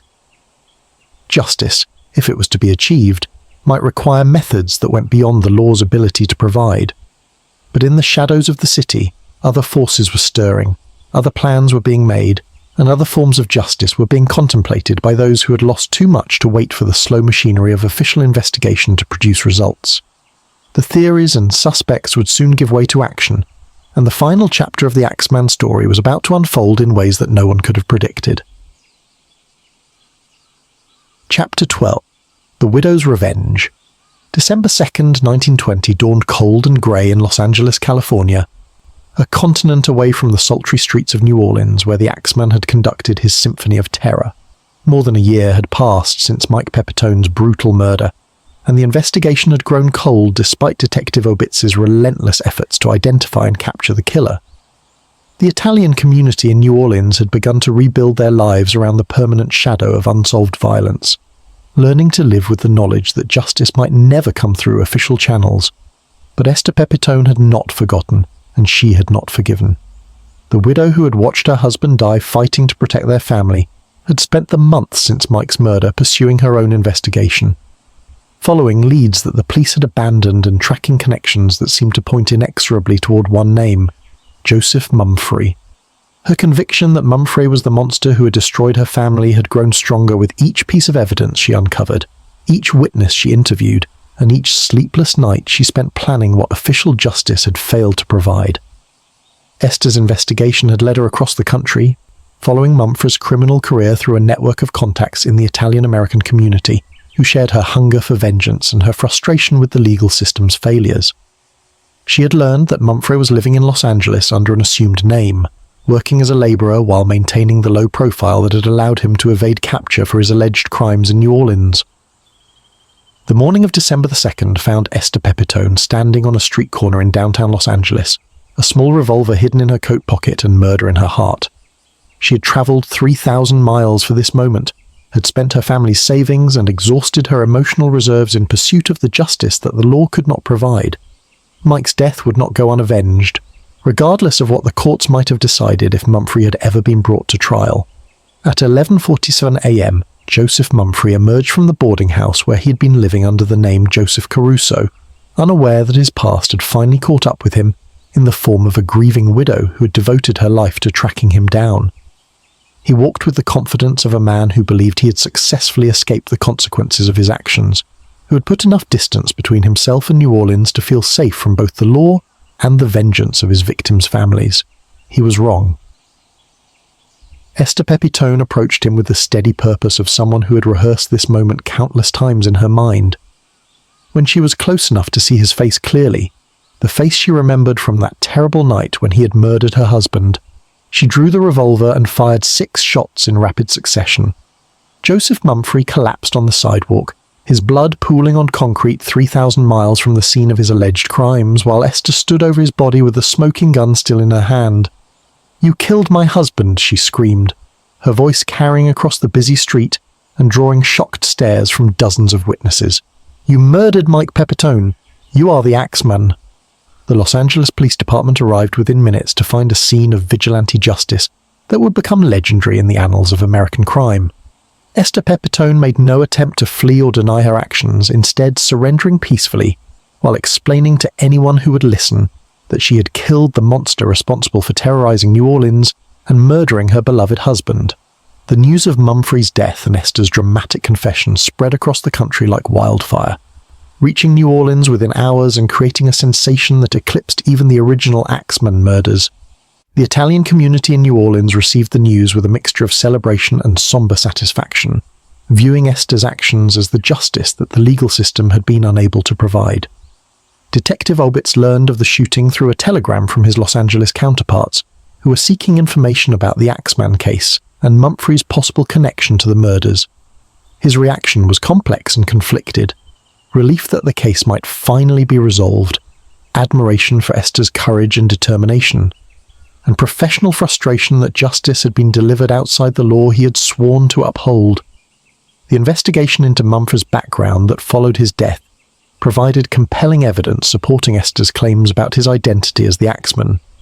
His criminal record showed a pattern of violence and burglary that matched the killer's methodology, while his presence in New Orleans during the active period of the murders and his absence during the quiet periods aligned perfectly with the timeline of attacks. Most significantly, Mumphrey's personal history revealed intimate knowledge of the Italian community and its business practices that would have allowed him to select victims, study their routines, and plan his attacks with the precision that had characterized the Axeman's methods. He had grown up in the same neighborhoods where the murders occurred, had worked for some of the victims' competitors, and had maintained relationships within the community that provided him with the intelligence necessary to conduct his campaign of terror. The physical evidence, while circumstantial, also supported the theory that Mumphrey had been the Axeman. He matched the descriptions provided by surviving witnesses, possessed the physical strength necessary to wield an axe with the observed precision, and had the criminal experience to avoid leaving evidence that could definitively link him to the crimes. But perhaps most compelling was the complete cessation of Axeman-style attacks following Mumphrey's death. No similar murders occurred in New Orleans or anywhere else in the region after December 2, 1920, suggesting that the killing spree had indeed ended with the death of its perpetrator. The reign of terror that had gripped the Italian community for nearly 3 years was finally over. Esther Pepitone's trial for murder became a national sensation, with newspapers across the country covering every detail of the proceedings and public opinion strongly favoring the widow who had taken justice into her own hands. The Italian-American community organized legal defense funds and character witnesses, while editorial writers debated the morality of vigilante justice and the failures of the legal system that had driven a grieving widow to such extreme measures. The prosecution faced the impossible task of convincing a jury to convict a woman who had killed the man responsible for terrorizing an entire city and murdering her husband. While the law clearly prohibited vigilante justice regardless of the victim's crimes, the emotional and moral arguments in Esther's favor were overwhelming. She had done what the police could not do, had provided the closure that the legal system had failed to deliver, and had rid society of a monster who might have continued killing indefinitely if left uncaptured. The defense strategy was straightforward: temporary insanity brought on by grief and trauma, combined with extensive evidence of Mumphrey's guilt in the Axeman murders and the complete failure of law enforcement to protect the Italian community. Character witnesses testified to Esther's previous good nature and law-abiding behavior, while experts explained the psychological impact of witnessing her husband's brutal murder and living with the knowledge that his killer remained free. The jury deliberated for less than 2 hours before returning a verdict of not guilty by reason of temporary insanity. The courtroom erupted in applause, while outside, crowds of Italian-Americans celebrated the vindication of a woman who had accomplished what years of police investigation had failed to achieve. Justice had been served, even if it had required stepping outside the law to obtain it. Esther Pepitone returned to New Orleans as a hero, welcomed by a community that viewed her as the instrument of divine justice who had finally ended their long nightmare. She lived quietly for the rest of her life, remarried eventually, and rarely spoke publicly about the events that had made her famous. But within the Italian community, she was revered as the woman who had avenged not just her own husband's death, but the deaths of all the Axeman's victims.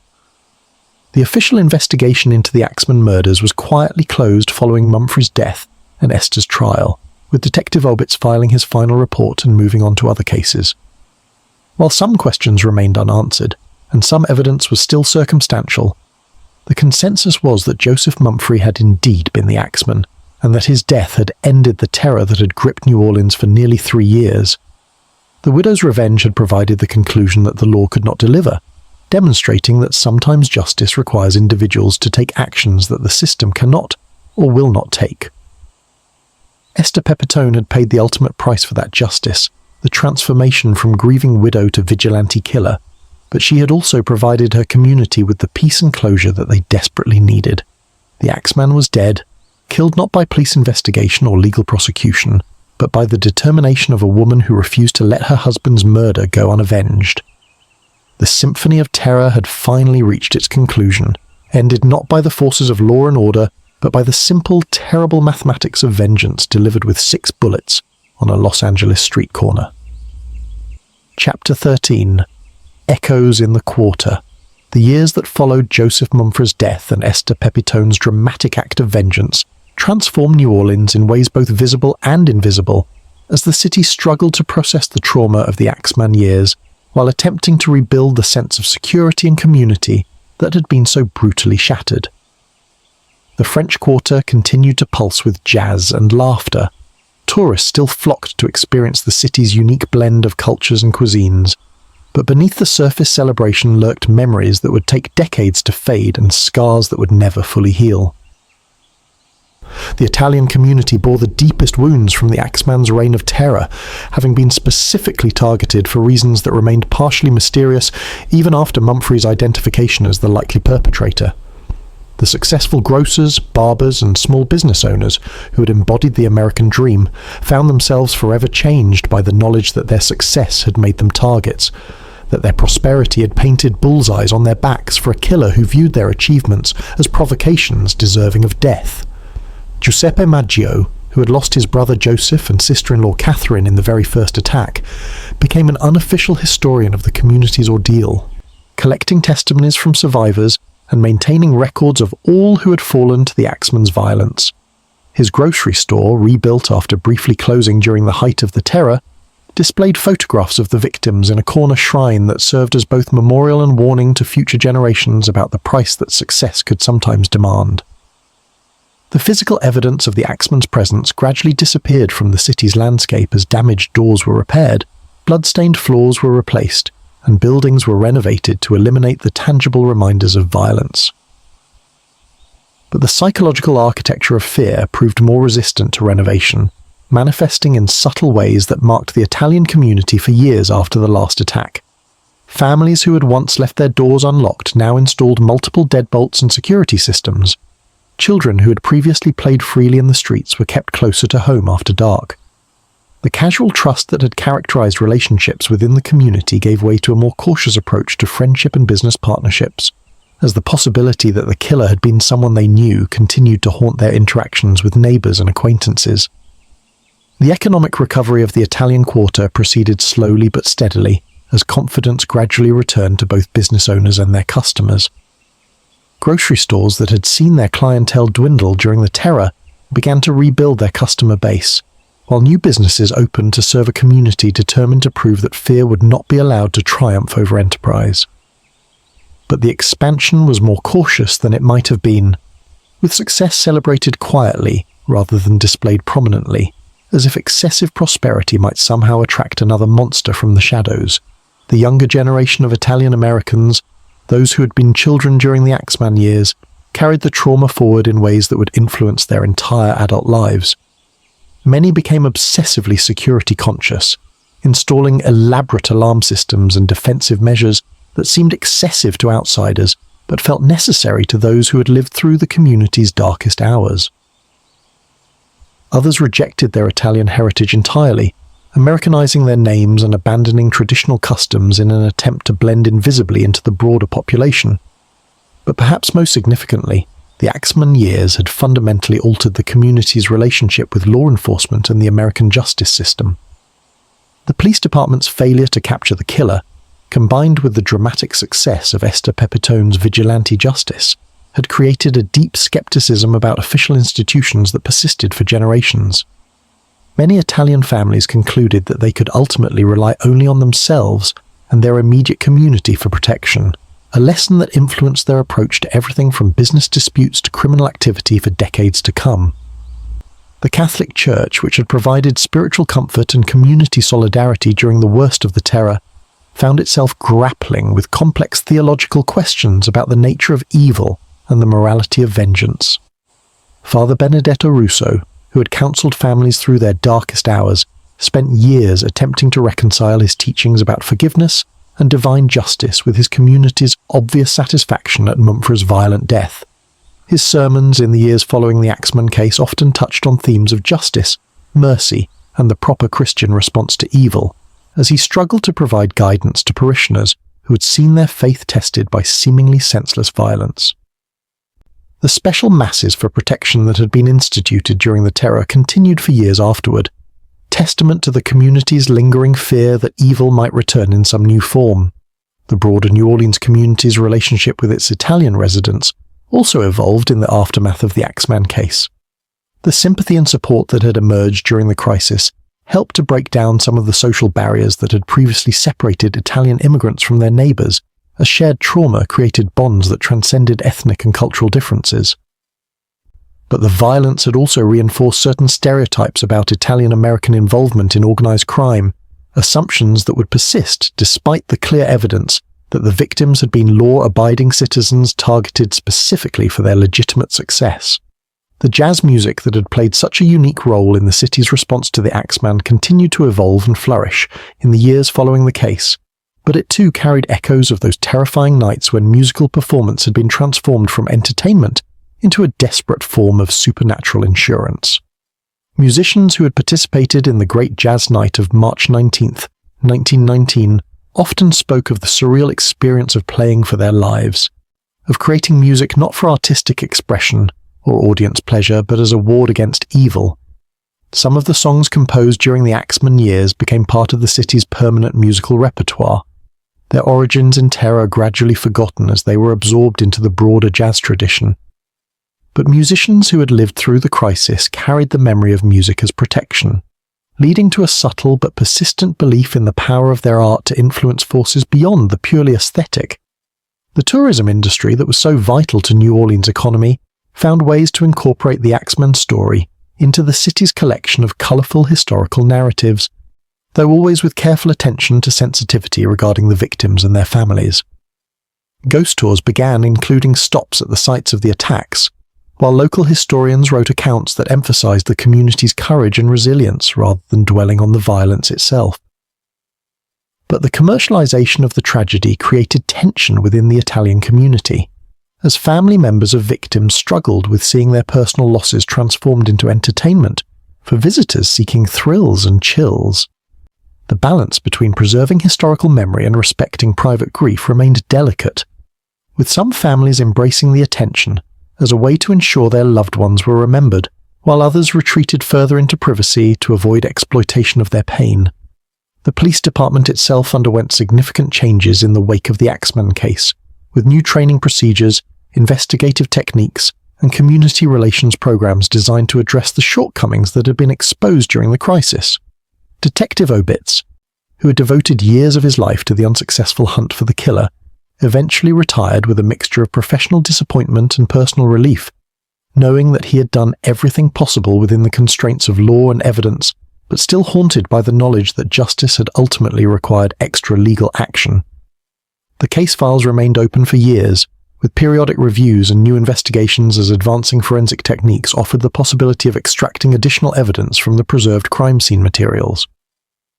But as witnesses died and memories faded, the likelihood of uncovering new information diminished, leaving the official record incomplete despite the general consensus that Mumfre had been the perpetrator. The children who had hidden in their bedrooms during the Axeman's reign grew up to become parents themselves, passing down stories of those terrifying years to a new generation that knew the history only through family narratives and community memory. The tales took on aspects of folklore, with details shifting and embellishing over time, until the distinction between documented fact and embellished memory became increasingly blurred. Yet beneath the layers of time and narrative evolution, the essential truth remained.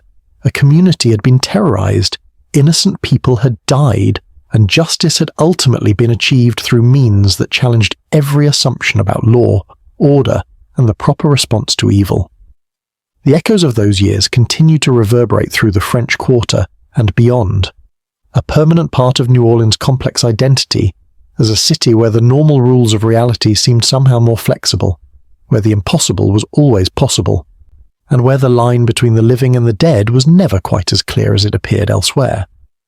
The Axeman was gone, but his impact on the city and its people would endure for generations, woven into the fabric of New Orleans culture like the jazz rhythms that had once been played to keep him at bay. The community had survived its darkest hour, but it had been forever changed by the experience, marked by shadows that would never entirely disappear even in the brightest Louisiana sunshine. Chapter 14. Modern Investigations. The passage of decades transformed the Axeman case from urgent criminal investigation to historical mystery, but the questions that had haunted Detective Obitz and his contemporaries refused to fade into the comfortable obscurity of solved crimes. As forensic science advanced and new investigative techniques emerged, subsequent generations of law enforcement officials, historians, and amateur detectives found themselves drawn back to the evidence like moths to a flame, seeking answers that had eluded their predecessors and closure that seemed perpetually just beyond reach. The 1960s brought the first serious modern re-examination of the Axeman files, as police departments across the country began applying new analytical methods to cold cases that had resisted solution through traditional investigative approaches. The New Orleans Police Department, now equipped with fingerprint analysis capabilities that had been primitive during the original investigation, undertook a comprehensive review of all physical evidence preserved from the crime scenes. The results were both tantalizing and frustrating. Several partial fingerprints had been recovered from various crime scenes, but the passage of time and the storage conditions had degraded much of the evidence beyond the point where definitive identifications could be made. More significantly, no fingerprint records existed for Joseph Mumphrey or many of the other suspects who had been considered during the original investigation, making it impossible to confirm or refute their involvement through this new technology. Dr. Margaret Thornton, a criminologist at Tulane University who specialized in historical crime analysis, began her own investigation into the Axeman case in 1973, bringing modern psychological profiling techniques to bear on evidence that had been collected more than 50 years earlier. Her work represented the first systematic attempt to analyze the killer's behavior patterns using the scientific methods that had revolutionized criminal investigation in the intervening decades. Thornton's profile painted a picture of a killer who was far more sophisticated and organized than the original investigators had realized. The precision of the attacks, the careful selection of victims, and the ability to evade capture suggested someone with extensive planning abilities and possibly professional training in violence or law enforcement. Most significantly, her analysis suggested that the killer had likely committed similar crimes before the Maggio murders, possibly in other cities where his methodology had not yet been recognized as part of a larger pattern.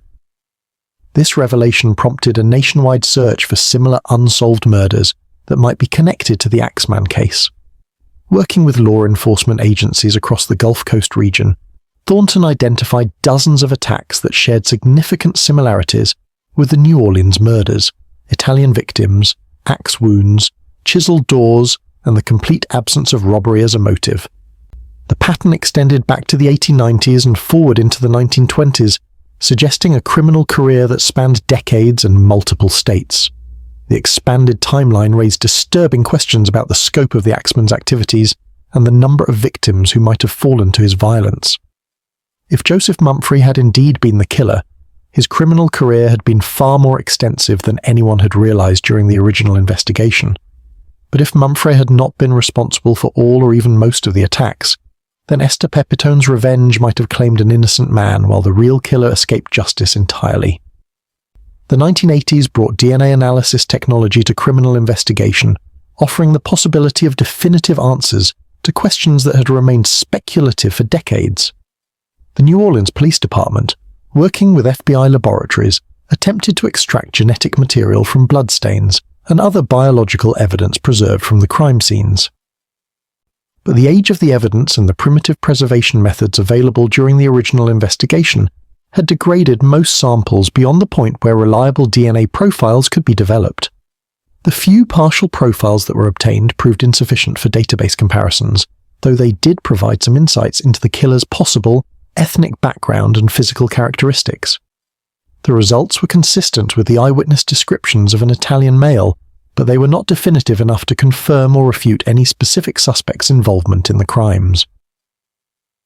Professor James Kellerman of Northwestern University approached the case from a different angle in the 1990s, focusing on the sociological and economic factors that might have motivated the attacks, rather than the physical evidence that had proven so elusive.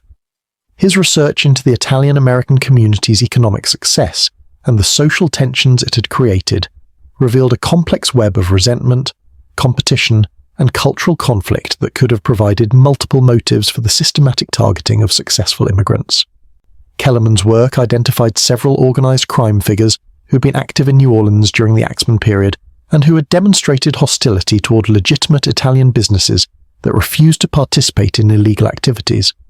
His theory suggested that the attacks might have been part of an extortion campaign designed to force compliance with criminal demands, with the serial killer methodology chosen to disguise the true business motive behind the violence.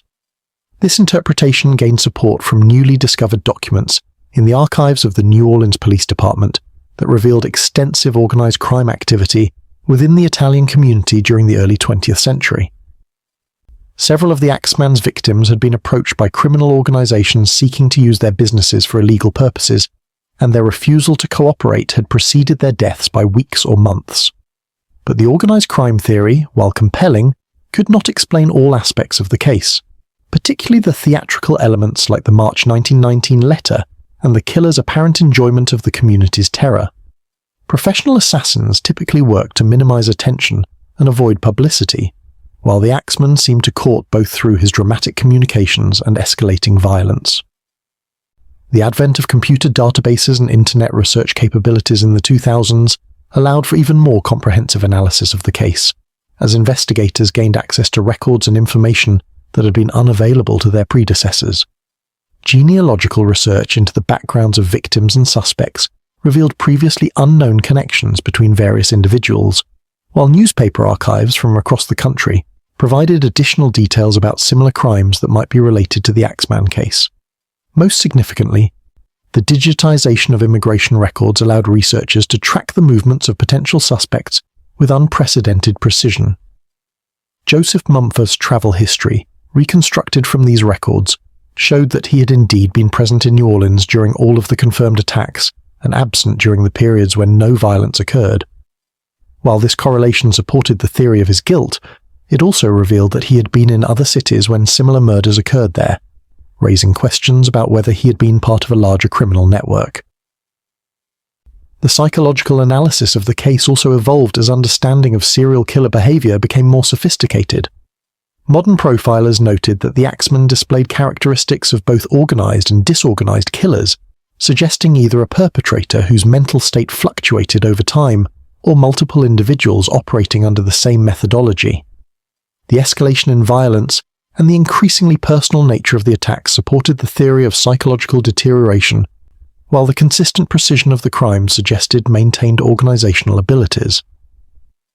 Amateur investigators and true crime enthusiasts embraced the Axeman case, as the internet enabled unprecedented collaboration and information sharing among researchers around the world.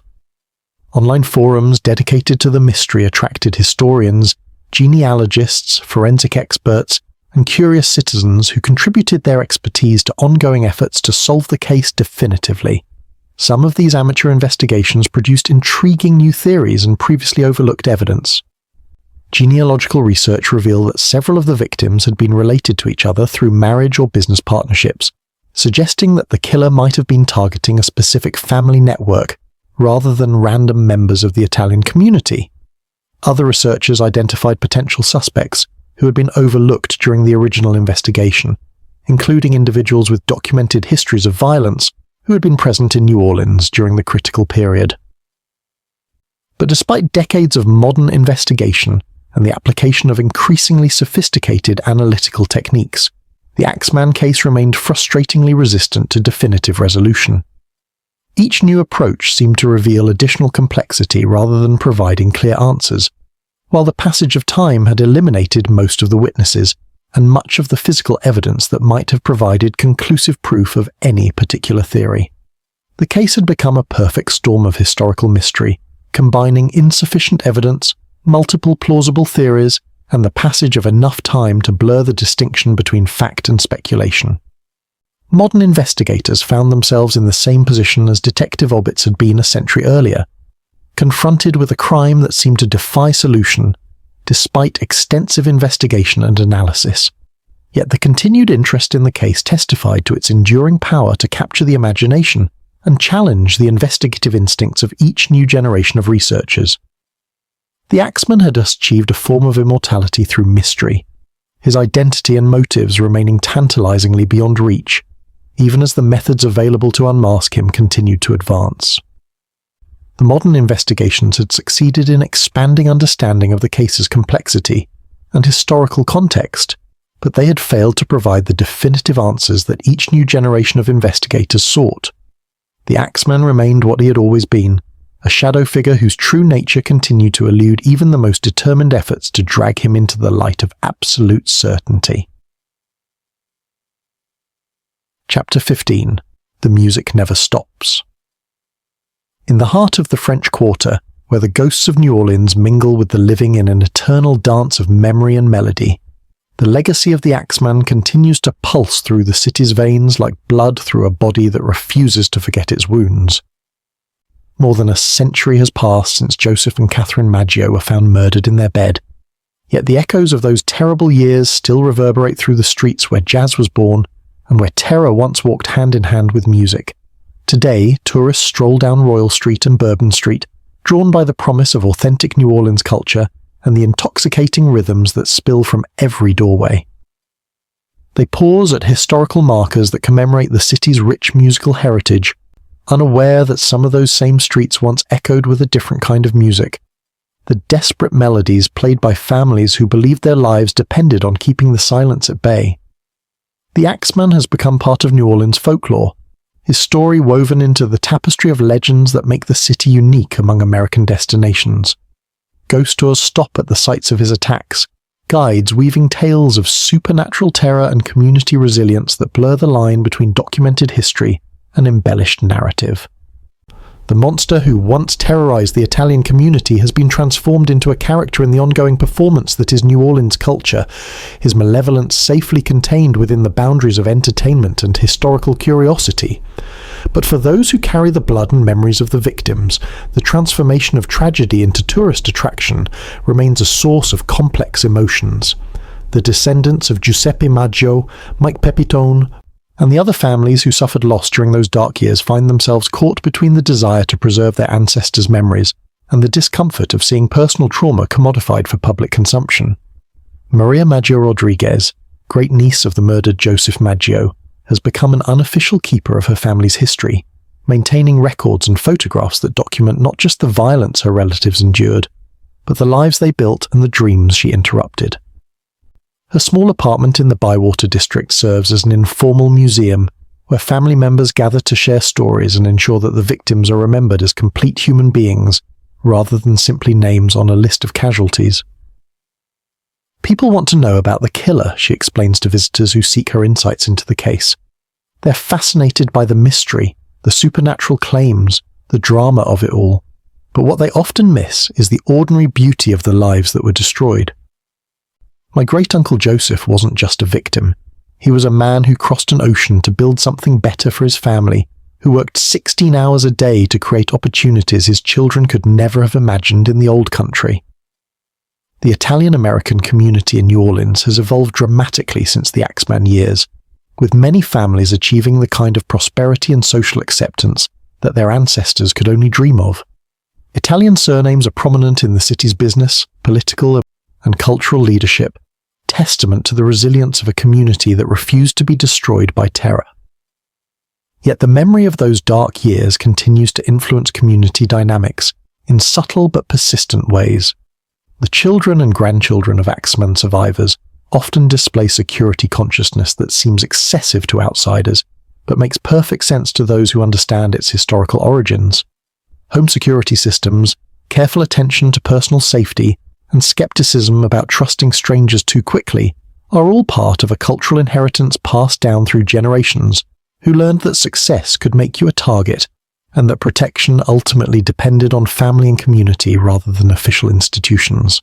Dr. Bedside, Anthony Russo, a psychiatrist at Tulane University, and grandson of Father Benedetto Russo, who ministered to the community during the crisis, has spent years studying the intergenerational transmission of trauma within the Italian-American families affected by the Axeman case.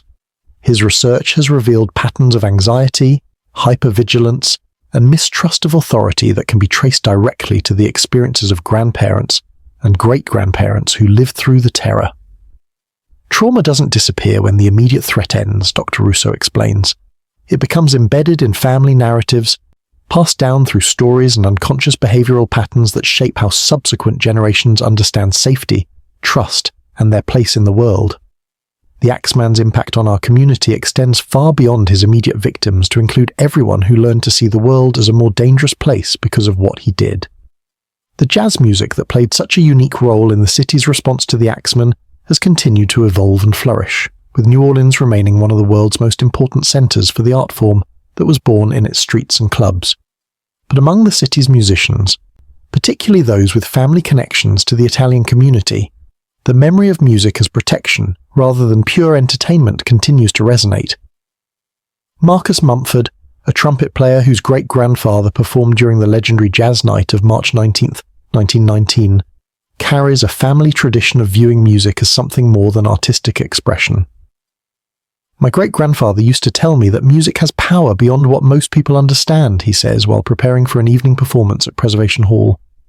That night, when the whole city played to keep the Axeman away, they weren't just making noise, they were creating something protective, something that could stand between good people and evil intentions. This perspective has influenced a generation of New Orleans musicians who see their art as serving purposes that transcend entertainment or commercial success. The annual Jazz and Heritage Festival includes performances that are explicitly dedicated to the memory of the Axeman victims, while several local bands have recorded albums that explore the themes of community, protection, and resilience that emerged from those dark years. The academic study of the Axeman case continues to attract researchers from fields ranging from criminology to sociology to musicology, each bringing new perspectives to questions that have resisted definitive answers for more than a century. The case has become a paradigm for examining the intersection of crime, community response, and cultural adaptation, offering insights that extend far beyond the specific circumstances of early 20th century New Orleans. Professor Elizabeth Chen of Columbia University has used the Axeman case as the foundation for a broader study of how communities respond to existential threats, comparing the New Orleans experience to similar crises in other times and places. Her work has identified patterns of adaptation and resilience that seem to be universal human responses to systematic terror, while also highlighting the unique cultural factors that made the New Orleans response distinctive. What happened in New Orleans during the Axeman years was remarkable, not just for its tragedy, but for the community's creative response to existential threat, Professor Chen observes. The decision to use music as protection, whether it was superstition or genuine belief in supernatural forces, represented a kind of cultural innovation that transformed terror into solidarity and passivity into active resistance. The legal legacy of the case, particularly Esther Pepitone's vigilante justice and subsequent acquittal, continues to be studied by law schools and legal scholars interested in the boundaries between official justice and community self-protection. The case is frequently cited in discussions about the circumstances under which individuals might be justified in taking the law into their own hands when official institutions fail to provide adequate protection. But perhaps the most enduring legacy of the Axeman case lies not in its legal or academic significance, but in its demonstration of a community's capacity to survive, adapt, and ultimately thrive despite encountering the worst that human nature can produce. The Italian families who were terrorized by the killer rebuilt their lives and businesses, raised children who achieved success beyond their ancestors' dreams, and contributed immeasurably to the cultural richness that defines modern New Orleans. The grocery stores that were once targets of violence have evolved into restaurants that serve authentic Italian cuisine to appreciative diners from around the world. The children who hid in terror have become grandparents who tell stories of courage and resilience to new generations. The community that was nearly broken by fear has become a source of strength and identity that enriches not just New Orleans but the broader American experience. On quiet nights in the French Quarter, when the tourist crowds have dispersed and the city settles into its nocturnal rhythms, you can still hear the music that never stops. It flows from the clubs and concert halls, from the street performers and the late-night practice sessions, from the radios and sound systems that provide the soundtrack to daily life in a city where melody is as essential as air. And sometimes, if you listen carefully and understand the history that shaped these streets, you can hear something else in that music. An echo of the night when an entire city played for their lives, when rhythm and melody became shields against terror, and when the power of community creativity proved stronger than the forces that sought to destroy it. The Axeman is gone, reduced to a cautionary tale and tourist attraction, but the music that defied him continues to play. It carries within its notes the memory of those who died, the courage of those who survived, and the determination of a community that refused to let fear have the final word in their story. In New Orleans, the music never stops, and neither does the human capacity to create beauty from tragedy, hope from despair, and community from chaos. The Axeman wanted to compose a symphony of terror, but the city wrote a different song, one of resilience, creativity, and the unbreakable power of people who choose to stand together against the darkness. That song continues to play, and it always will, as long as there are people who remember that sometimes the most important battles are fought not with weapons or laws, but with the simple act of refusing to let the music die. The Axeman may have had his moment of terror, but New Orleans has had more than a century of triumph, and the melody of that victory echoes through every street, every home, and every heart that calls this city home. The symphony of terror has ended, but the jazz plays on, eternal and defiant, a testament to the power of community and the indomitable nature of the human spirit. In the end, that may be the most important lesson of the Axeman years, that no matter how dark the night becomes, morning always comes, and with it the music that makes life worth living.